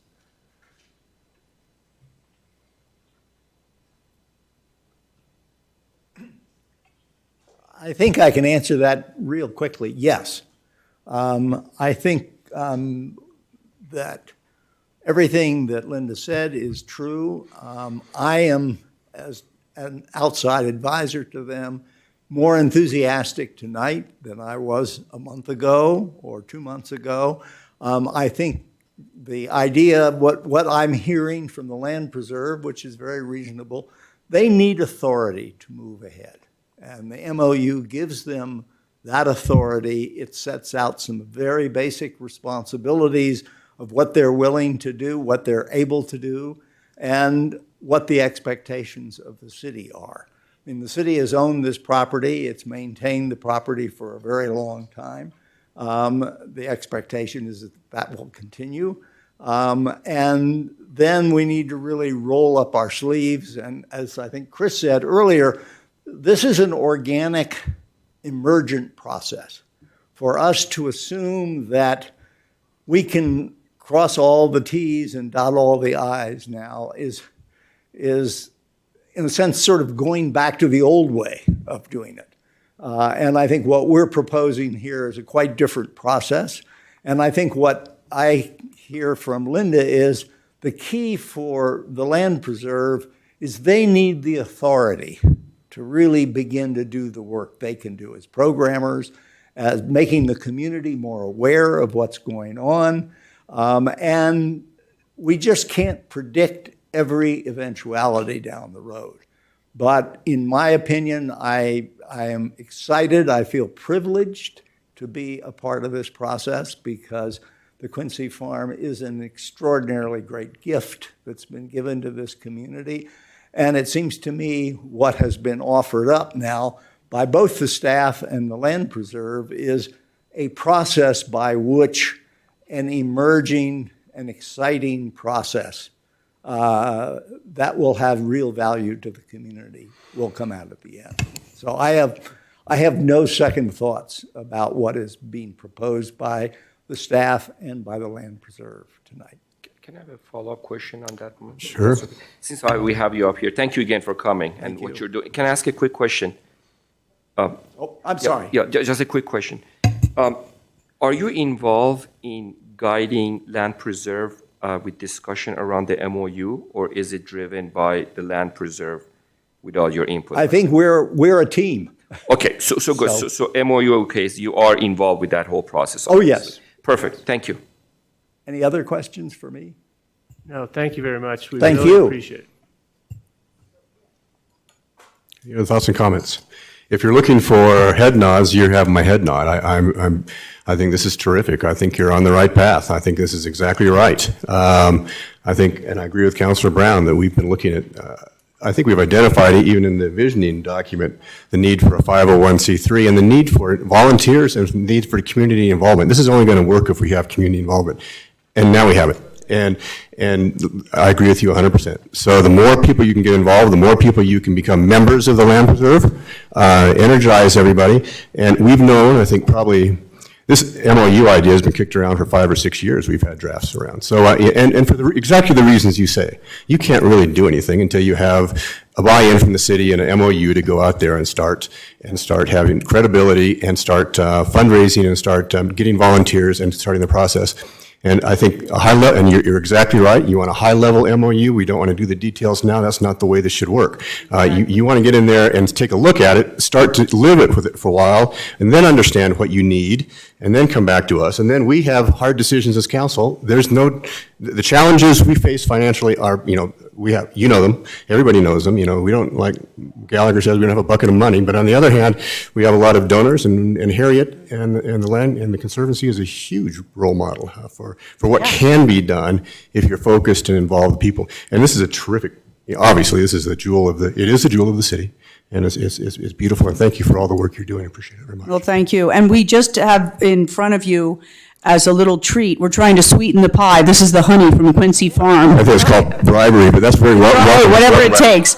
And it Exactly. looks like the Arapahoe County tax is passing by a landslide. So Yes, I saw that, and that's good news. So yes, that's good news for everybody, that tax is passing.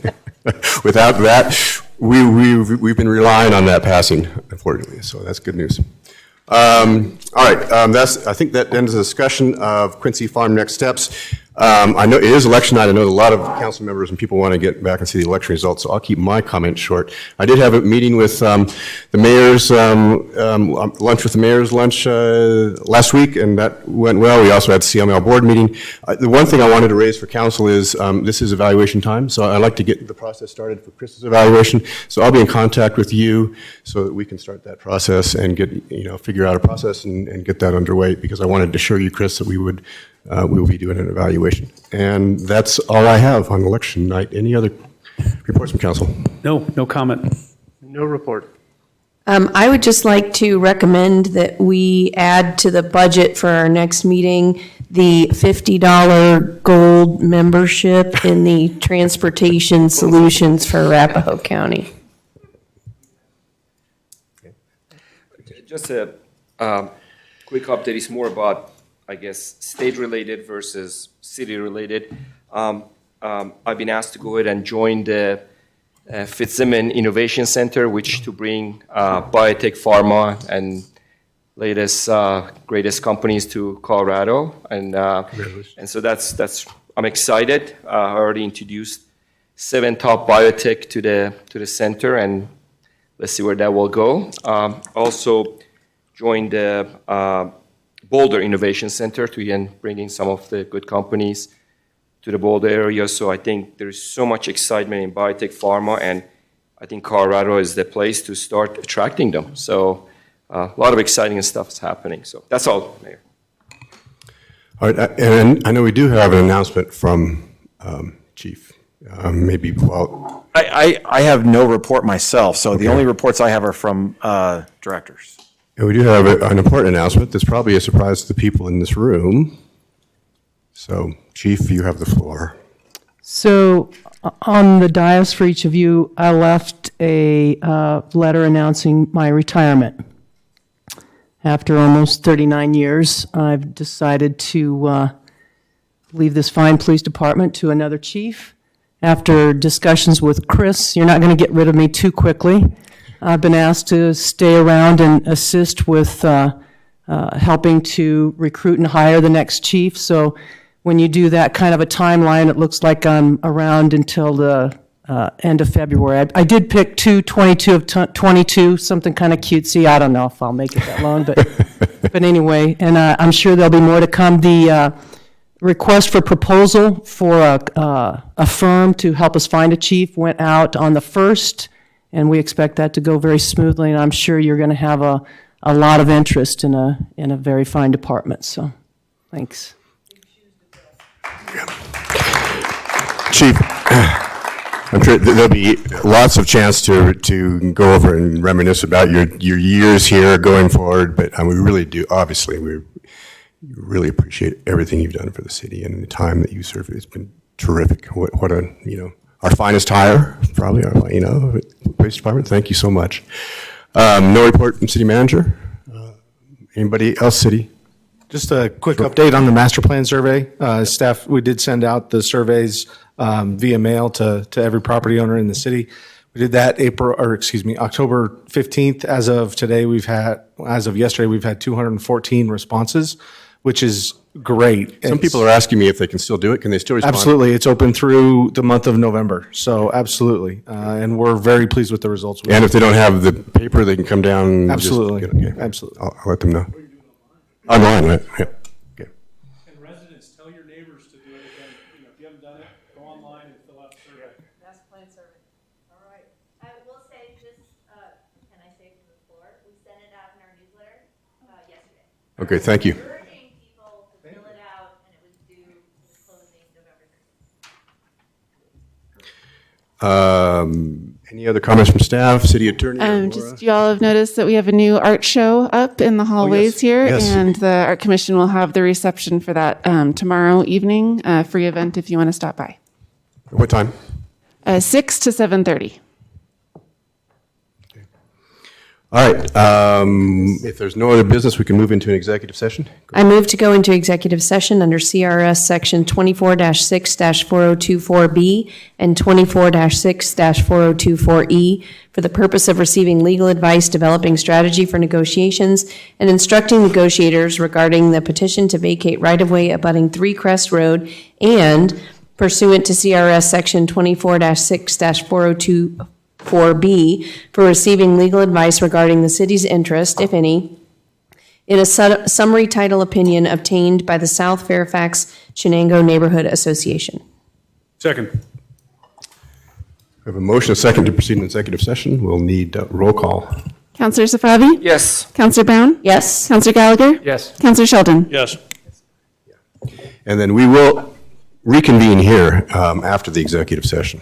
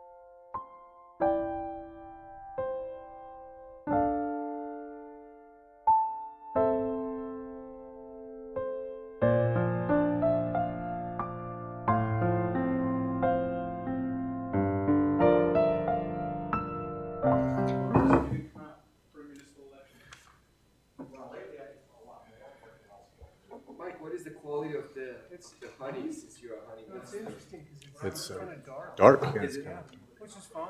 Is it the real deal? Oh, yeah. of alfalfa. Alfalfa, could be alfalfa. Is there a motion on there for what we need to say?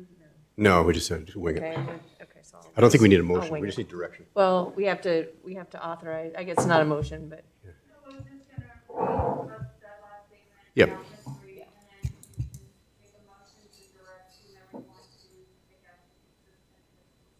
Okay. It is now 8:50, and this executive session has been concluded. The participants in the executive session were Councilor Savavi, Councilor Brown, Councilor Gallagher, Councilor Sheldon, myself, the city manager, and the city attorney.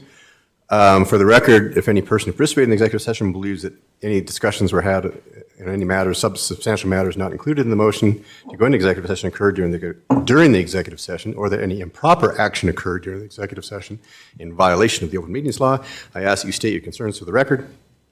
Seeing none, we will proceed to deliberations, and I guess just a motion for directions, or just a direction to just a direction to staff, right? Consistent with the discussions in executive session? A motion, okay. I move to direct staff to pursue negotiations pursuant to our discussion during executive session regarding the vacation of right-of-way abutting 3 Crest Road and the city's interest in a summary title opinion obtained by the South Fairfax Chenango Neighborhood Association. Perfect. Motion a second. Any discussion? Hearing none, just a voice vote? No, a voice vote, yeah. Yes, all in favor? Aye. Aye. There we go, unanimous. I move to adjourn. All in favor? Aye. Thank you, everybody.